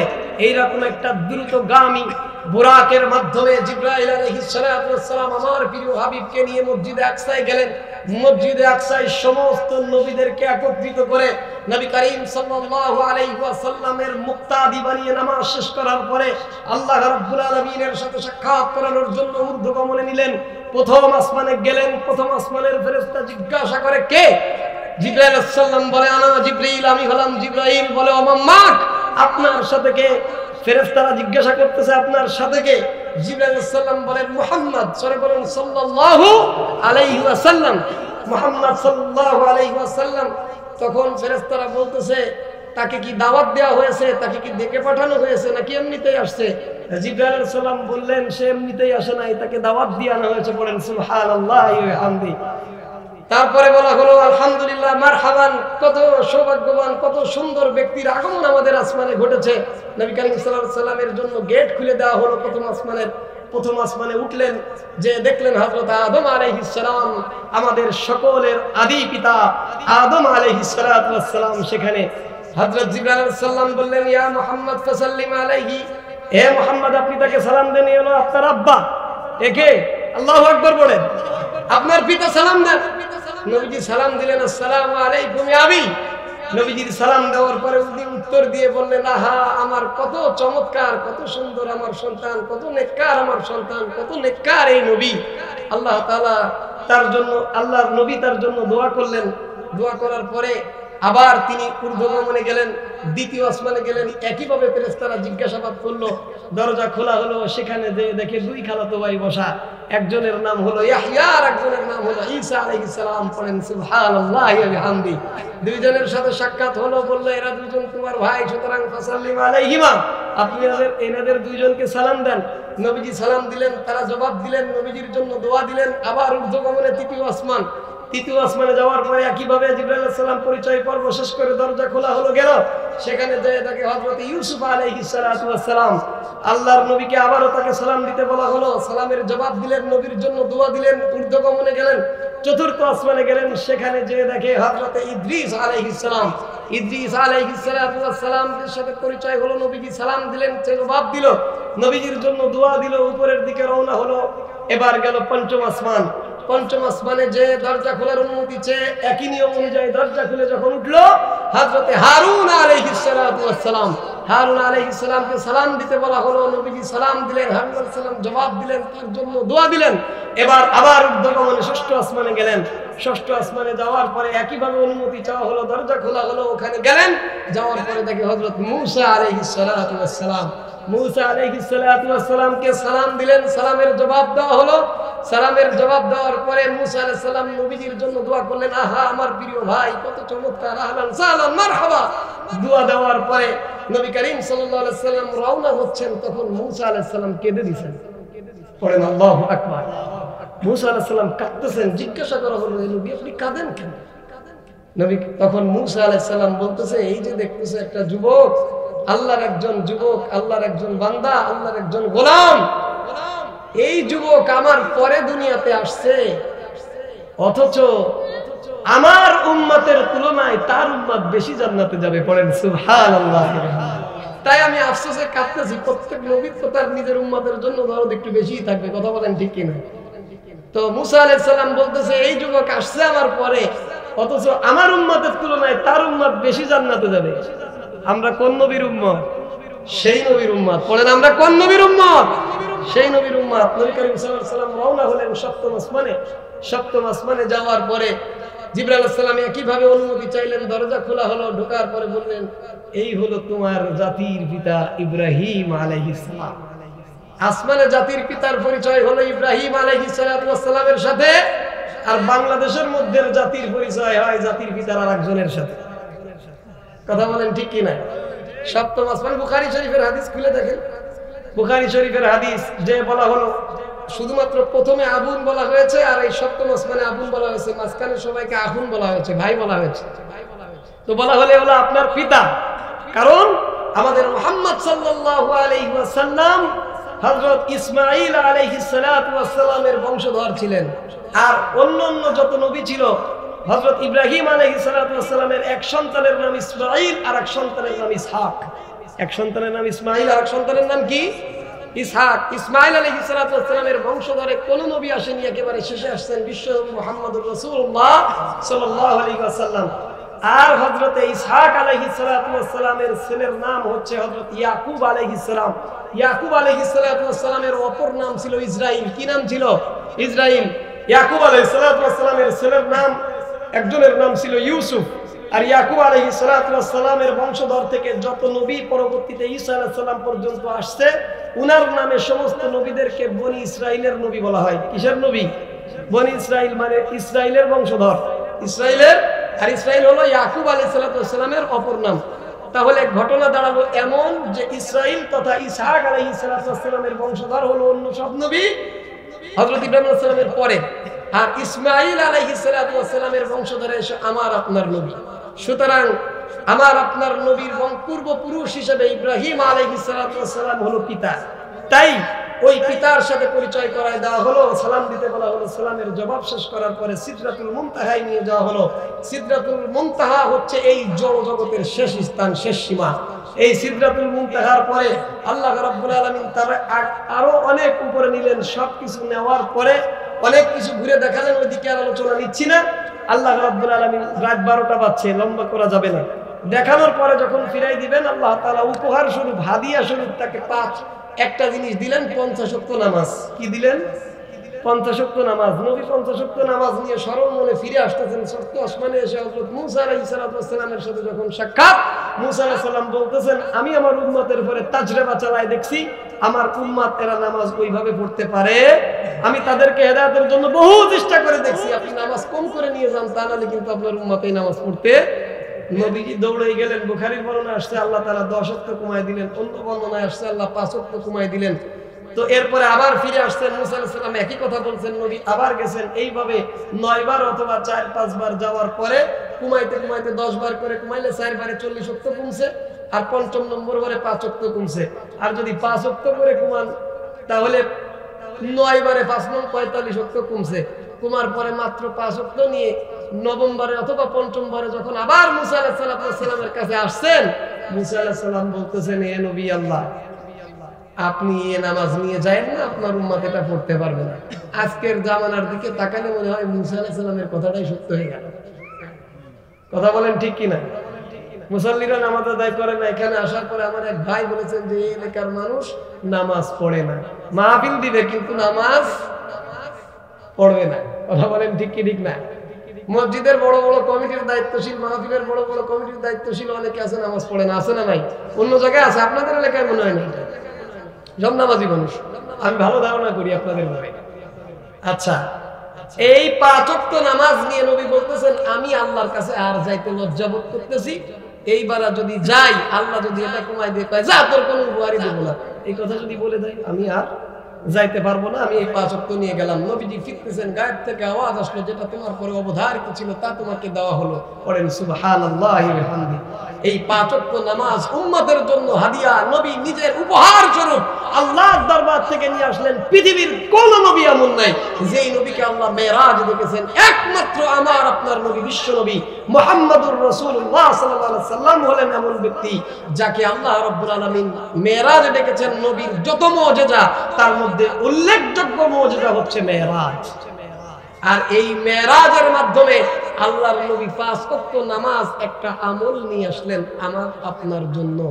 এই আমলটা এনে নবী বলতেছে, আমি নবী এমন নবী যে আমি শুধু একা মেরাজ করলাম তা না, উম্মতরা তোমাদের জন্য আমি মেরাজের একটা অংশ হাদিয়া স্বরূপ নিয়ে আসছি। আসসালাতু মেরাজুল মুমিনিন, যারা নামাজ আদায় করবে, এই নামাজই হচ্ছে মুমিনদের জন্য মেরাজ। পড়েন সুবহানাল্লাহ। এই মেরাজ, এই যে নামাজ, যদি বলেন মেরাজের সর্বোত্তম শিক্ষা কি? মেরাজের সর্বোত্তম শিক্ষা শুধুমাত্র মেরাজের দিন রাত্রে যাইয়ে জিলাপি 5 কেজি মসজিদে নিয়ে, প্রত্যেকে 5 কেজি করে নিয়ে 50 কেজি মসজিদে হবে জিলাপি, মোটামুটি জিকির একটু করে সাল্লাল্লাহু একবার পড়ে ওই জিলাপিটা নিয়ে 2-4 রাকাত নফল নামাজ পড়ে চলে আসবো, এর নাম মেরাজ। এটা মেরাজের শিক্ষা। নফল রোজা 3টে রেখে দিলাম, এটা মেরাজের শিক্ষা। মিরাজের শিক্ষা হচ্ছে প্রত্যেকদিন 5 বেলা নামাজ আদায়। জোরে বলেন, মিরাজের শিক্ষা কি? প্রত্যেকদিন 5 বেলা নামাজ আদায় করা। আল্লাহ রাব্বুল আলামিন বললেন, ফাস্তাবিকুল খায়রাত, কল্যাণের কাজে প্রতিযোগিতা করো আমলের মাধ্যমে। আমার তেলাওয়াতকৃত আয়াতে একটা আমল আজকে আপনাদেরকে দিয়ে গেলাম, সেটা হলো নামাজের আমল, যেটা এই মাসের সবথেকে প্রসিদ্ধ মত অনুযায়ী এই মাসের সবথেকে উল্লেখযোগ্য আমল নামাজের আমল। এই আমল করতে কে কে রাজি আছেন? একটু দুহাত উঁচু করে আল্লাহকে দেখান। আল্লাহ তাআলা আমাদের সকলকে এই ফরজ বিধান আল্লাহর নবীর মেরাজের ধন নামাজকে আদায় করে আল্লাহর সাথে মেরাজ করার তৌফিক দান করেন। হাত নামান। আল্লাহ বলছেন ইলাল্লাহি মারজিউকুম জামিয়া, তোমাদের সকলের ফিরে যেতে হবে কার কাছে? ফায়ুনাব্বিউকুম বিমা কুনতুম ফীহি তাখতালিফুন। আল্লাহ সেদিন তোমাদেরকে সংবাদ দিবেন যে কোন বিষয়ে তোমরা মতভেদ করতে, তোমাদের আইন সঠিক না কোরআনের আইন সঠিক, সে সেদিন টের বাবা, ওই দিন বুঝে আসবে। তাই ওই দিন যেহেতু তওবা করার সুযোগ থাকবে না, তাই আগের থেকে আমরা যেন সকলে তওবাকারী বান্দা হয়ে আল্লাহর কোরআনের আইন অনুযায়ী নিজের ব্যক্তিগত জীবন, সামাজিক জীবন, পারিবারিক জীবন, অর্থনৈতিক জীবন, রাষ্ট্রীয় জীবন, আন্তর্জাতিক জীবন গঠন করে এই অথবা গঠন করার সৈনিক হয়ে দুনিয়া থেকে বিদায় নিতে পারি। আল্লাহ আমাকে আমাদের সকলকে তৌফিক দান করেন। আওয়াজ দিয়ে পড়েন আমিন। কিছু প্রশ্ন আসছে গাজীর গান সম্পর্কে বলবেন, কারণ বর্তমান গ্রামে বিশেষ করে গুচ্ছ গ্রামে বেশি হয় বর্তমান সময়ের। আচ্ছা, গাজীর গান, গাজী কে ভাই? গাজী কালু? হ্যাঁ, গাজীর গান হারাম, এর সাথে ইসলামের কোনো সম্পর্ক নাই। এটা কোনো ইসলামিক কাজই না, এটা সম্পূর্ণ শিরিক। এর মধ্যে বহুবিধ কোরআন বিরোধী আইন আছে, বহুবিধ কোরআন বিরোধী, কোরআনের সাথে সাংঘর্ষিক নিয়ম আছে। স্থানীয় উলামা একরামের কাছে জিজ্ঞাসা করবেন, অন্যান্য উলামার কাছে জিজ্ঞাসা করবেন, এই প্রশ্ন মসজিদের ইমামের কাছে জিজ্ঞাসা করবেন। আমি সংক্ষিপ্তভাবে বলে গেলাম, গাজীর গানের সাথে ইসলামের কোনো সম্পর্ক নাই। বর্তমান সময়ে দোকানে যে কুকুরের এবং বিড়ালের ছবি মূর্তি পাওয়া যায়, সেটা আমরা ক্রয় করে বাচ্চাদের জন্য ঘরে নিয়ে আসি এবং সেই ঘরে নামাজ পড়লে নামাজ হবে কিনা? রাসূল কারীম সাল্লাল্লাহু আলাইহি ওয়াসাল্লাম বলেছেন,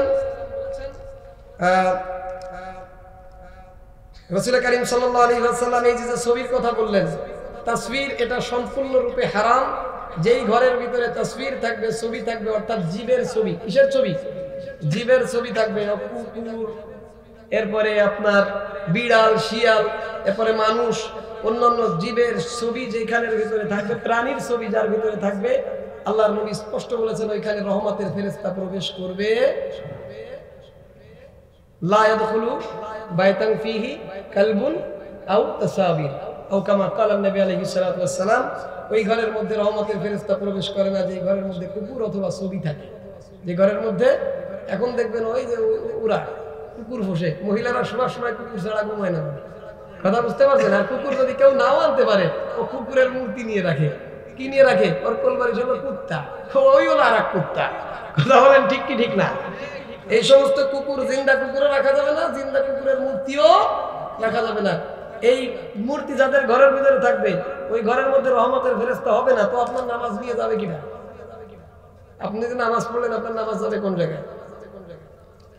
এরপরে মহিলারা টাকলুর উপরে কাপড় পরেন এবং মৃত্যু বাড়িতে ভিড় জমান, এ বিষয়ে বলবেন।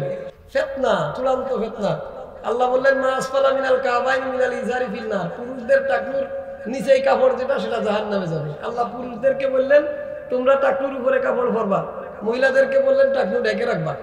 কথা বুঝছেন? আর শয়তান এত প্রশিক্ষণ প্রাপ্ত, মহিলাকে বলো তোরা পরবি উপরে, আর পুরুষটা হলো টানতি টানতি প্যান্টের একবারে তলা হয়। প্যান্ট টাইনে যদি ছিঁড়েও ফেলায়, তাও কোনোভাবে নাভির উপর উঠবে না। কথা ওদের তৈরি হয় এমন ভাবে, ওর টাইনে ছিঁড়ে ফেললেও উঠবে না। কোনো কায়দায় যদি গেঞ্জি পরে সিদ্ধায় যায়, তো পিছন দিক দিয়ে সতর সব দেখা যায়। কথা বলেন ঠিক কিনা? ও নামাজ হবে না, কিন্তু সতর দেখা গেলে নাভির নিচ থেকে হাঁটু পর্যন্ত পুরুষের জন্য বাধ্যতামূলক ঢেকে রাখতে হবে। কথা কি বুঝে আসছেন?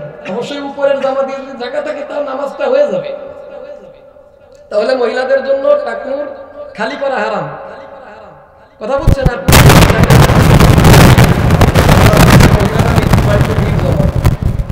মহিলারা মৃত্যু বাড়িতে ভিড় জমানো কেন? মহিলাদের তো আল্লাহ বলেছেন ওয়াকারনা ফি বুয়ুতিকুন্না, তোমরা থাকবা ঘরের মধ্যে। কোথায় থাকবা? আর যদি বেরোইতেই হয়, তাহলে পর্দার সাথে বেরোবা। কিসের সাথে? পর্দার সাথে। আপনাদের এলাকার মহিলারা মৃত্যু বাড়িতে পর্দার সাথে যায়? 100% পর্দার সাথে নাকি? নাকি পর্দা ছাড়া? না পুরুষ মহিলা এক জায়গায় হয়ে যায়? হারাম। এক জায়গায় হওয়া কি হারাম।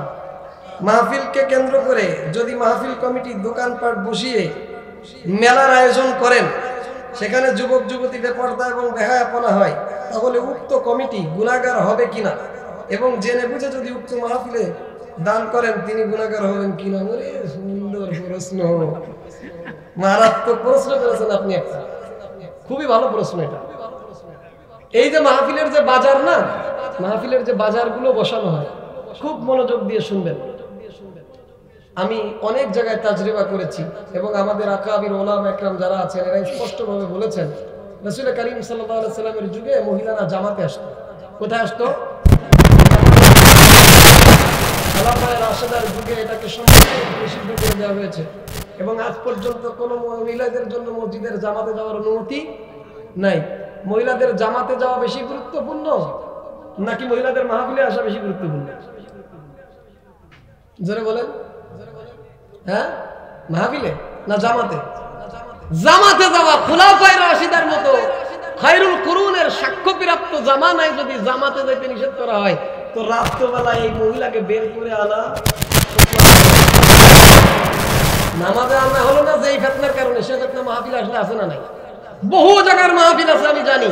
এই মাহফিলের দিন হলো ওই যুবক যুবতীদের ডেট সাক্ষাতের। কমক দিন মাহফিল হবে না, অমুক তারিখে যাস কেন ওই জায়গায়, দেখা হবে তোর সাথে। কথা বলেন ঠিক কিনা? তো এই মাহফিলে সাক্ষাৎ করার যে সুযোগ হয়, মেয়েতে কয় মা তুমি বসো, মাহফিলটা শুনতে লাগো, মাহফিল জমে গেছে, বাদাম কিনে নিয়ে আসি। ঠিক আছে, ও যায় বাদাম কিনতে, আর ওইদিকে ওর সাথে যোগাযোগ থাকে। আর এখন তো ফোনে কথাও বলা লাগে না, মেসেজ করে দিলে তুমি দাঁড়া আমি আসতেছি। কথা বলেন ঠিক কিনা? এবারে দুইজন যে ওখানে সাক্ষাৎ করে যে এই গুনাহটা করে আসলো, এই গুনার ভাগ কে দিবে? আদ-দাল্লু আলাল খাইরি কাফাইলিহি আদ-দাল্লু আলাশ শাররি। ভালো কাজের জন্য দাওয়াত দাতা ওই কাজ করার মতো সব পাবে, আর খারাপ কাজের জন্য যে কাজ করে ওই খারাপ কাজের পথ দেখাবে, ওই খারাপ কাজ করার মতো গুনাহ সে পাবে। কথাটা কি বুঝতে পারছেন? সুতরাং মাহফিলের আয়োজন করছেন একটা ভালো কাজ, নিঃসন্দেহে ভালো কাজ। তবে এই মাহফিলের মধ্যে 100 মানুষ নামাজি হলো আর একটা জিনা যদি হয়, একটা হারাম কাজ যদি হয়, এখানে আমার সামনে ওলামা একরাম বসা আছেন, উসুলে ফিকহের ফতোয়ার মধ্যে একটা মূলনীতি আছে, হালাল এবং হারাম যদি একত্রিত হয় হারাম প্রাধান্য পায়। কি প্রাধান্য পায়? হারাম প্রাধান্য পায়। একটা জিনা হবে, এটা হারাম, 100 মানুষ হেদায়েত হবে, এটা হালাল, এটা ভালো কাজ। তো ওই হারামকে বাঁচানো আগে প্রাধান্য দিতে হবে। হারামকে বাঁচানো কি করতে হবে? এই 100 মানুষ হেদায়েত হওয়ার থেকে একটা নারীকে জিনার থেকে বাঁচানো অনেক বেশি জরুরি। কথাটা কি বুঝতে পারছেন? সুতরাং এই জিনার পরিবেশ যেখানে তৈরি হবে, এই রকম পরিবেশ তৈরি করা যাবে, এর থেকে সম্পূর্ণ বিরত থাকতে হবে। আমি তো বলি রাত্রেবেলায় মহিলাদের মাহফিলে আসার আয়োজন করারই দরকার নেই। তাদের জন্য দিনের বেলায় আলাদা মাহফিলের আয়োজন করেন, আলাদা বক্তা দাওয়াত দেন, আলাদাভাবে আয়োজন করেন। আর যদি একান্ত করতেই হয় 100% সিকিউরিটির সাথে যদি তাদের সবকিছু রক্ষা করে করতে পারেন তো করেন। তো আমি দেখেছি 100 কেন 99.5 জনই পারে না, 99.5 জনই পারে না। এই জন্য এগুলো থেকে বিরত থাকা উচিত। আর দান করার কথা যেটা বলছেন সেটা আমি আমার আলোচনার মধ্য দিয়ে বলে গেছি। দান অবশ্যই করবেন, এই বলে আবার ষড়যন্ত্র করে মাহফিলে দান করা বন্ধ করে দিয়েন না। আঙ্গুলের নখ বড় হইলে নখ কেটে ফেলতে হয়, ওগুলো একবারে নখের গোড়া থেকে কেটে দিতে হয় না, যে নখ বড় হচ্ছে গোড়ার থেকে কেটে দেবো, দেখি বাড়ে কোন জায়গার থেকে, তাই কেউ বলে না। আঙ্গুলের আগার নখ খুব কেটে ফেলে যে একটু বেশি হয়েছে। তো মাহফিলে গুনার কাজ হচ্ছে বলে মাহফিলে দানই করবো না, মাহফিল করবো না, এই কাজ করেন না। মাহফিলে দান করেন, মাহফিল বাস্তবায়ন করেন, গুনাহটুকু সরাই দেন। কথাটা কি বুঝতে পারছেন? মাহফিল বন্ধ করেন না, এই বলে আবার কিছু লোক ছুতো পায় যে আর মাহফিল দান করে, এই চিন্তা করা যাবে। পুরুষ লোক মারা গেলে মহিলারা দেখেন এবং মহিলা মারা গেলে পুরুষেরা দেখেন, বিস্তারিত বলবেন। ফতোয়া আলমগীরের মধ্যে মাসলা আসছে পুরুষ মহিলাদের দিকে তাকানো আর মহিলা পুরুষের দিকে তাকানো। কোন মহিলার দিকে পুরুষ কোনো অবস্থাতেই তাকাতে পারবে না মাহরাম ছাড়া। কথা বুঝছেন? কোন পুরুষ মাহরাম মহিলা ছাড়া তার দিকে কোন পুরুষ তাকাতে পারবে না। পক্ষান্তরে মহিলারা পুরুষের দিকে তাকানোর 3 অবস্থা। জোরে বলেন কয় অবস্থা? 3 অবস্থা। এক অবস্থা হলো মহিলা যদি পুরুষের দিকে তাকায় তো তার মনের মধ্যে শাহওয়াত কুপ্রবৃত্তি জাগ্রত হবে, এ ব্যাপারে সে নিশ্চিত। এ ব্যাপারে যদি কি সে নিশ্চিত হয় তাহলে ওই পুরুষের দিকে তাকানো ওই মহিলার জন্য হারাম। জোরে বলেন মহিলার জন্য তাকানো কি হারাম। আর যদি মহিলা নিশ্চিত হয় যে ওই পুরুষের দিকে তাকাইলে আমার কোনো কুপ্রবৃত্তি আসবে না, তাহলে তার জন্য তাকানো হালাল। তার জন্য তাকানো কি? আর আরেকটা হলো এর মাঝখানের অবস্থা, ও সন্দিহান, মহিলা সন্দিহান যে পুরুষের দিকে তাকাইলে, বক্তার দিকে তাকাইলে, অমুক পুরুষের দিকে তাকাইলে কুপ্রবৃত্তি মনের মধ্যে আসতেও পারে, নাও আসতে পারে, তাহলে এই মহিলার জন্য তাকানো হারাম। এই মহিলার জন্য তাকানো কি? তাহলে 3 অবস্থার 2 অবস্থায় তাকানো হারাম, 1 অবস্থায় তাকানো হালাল। সে জীবিত হোক আর মৃত হোক, জীবিত হোক আর 1 অবস্থায় তাকানো হালাল। সেটা কি? মহিলা নিশ্চিত যে তাকাইলে আমার কোনো কি হবে না, শাহওয়াত হবে না। আর 2য় নম্বর অবস্থা হলো তাকাইলে নিশ্চিত যে শাহওয়াত হবে, তাহলে হারাম। আর সন্দেহ হচ্ছে, হতেও পারে না হতে পারে, তাও তাকানো যাবে না। ঠিক তদ্রুপ ভাবে করে না অনেক মাহফিলে এই প্রজেক্টরে তাদের মধ্যে আয়োজন করা হয় যে সামনে সব রাবেয়া বসরি বসে আছে, নাকি বলে? সামনে যারা বসে আছে প্রজেক্টরের সামনে সব রাবেয়া বসরি, একেবারে আল্লাহর ওলি সব বসে আছে। ওর মধ্যে কেউ কি নেই যার ওই বক্তার দিকে তাকায় বা ওই মাহফিলের স্টেজের যাদেরকে দেখা যাচ্ছে তাদের দিকে তাকায় মনের মধ্যে খারাপই আসতে পারে? আছে না নাই? বহু বক্তা বাংলাদেশে আছে, তাদের জন্য বহু নারীরা পাগল, আছে না নাই? যারা বলেন আছে না নাই? কারণ ওনার চেহারাটা আমার খুব পছন্দ হয়, অনেক কিউট, আছে না নাই? হারাম তাকানো কি? ওই প্রজেক্টর মহিলাদের মধ্যে দেওয়াও হারাম, কারণ ওখানে সব শ্রেণীর মহিলা আছে, দেওয়া যাবে? যাবে। শেষ প্রশ্ন, মহিলা মারা গেলে মসজিদের মাইকে ঘোষণা করা অথবা প্রচার করা সম্পর্কে বলবেন। মহিলা মারা গেলে মসজিদের মাইকে বলা এক মাসলা। মসজিদের মাইকে সাধারণ দুনিয়াবি কোনো এলান না করাই উচিত, ভিন্ন মাইকে এলান করবেন। আর মহিলা এবং পুরুষের ক্ষেত্রে জানা যায় লোক বেশি হলে তো অসুবিধা নেই, যদি পর্দা মানে রক্ষা করতে পারে, ঠিক আছে, পর্দা রক্ষা করতে পারলে অসুবিধা নাই। এতটুকুই বললাম, এর বাইরে আমার ফুজিতে নাই আপাতত। কথাটা কি বুঝতে পারছেন? আল্লাহ রাব্বুল আলামিন যেই কথাগুলো বলালেন শোনালেন, আমাকে আমাদের সকলকে আমল করার তৌফিক দান করেন। আমিন। ওয়া আখিরু দাওয়ানা আলহামদুলিল্লাহি রাব্বিল আলামিন।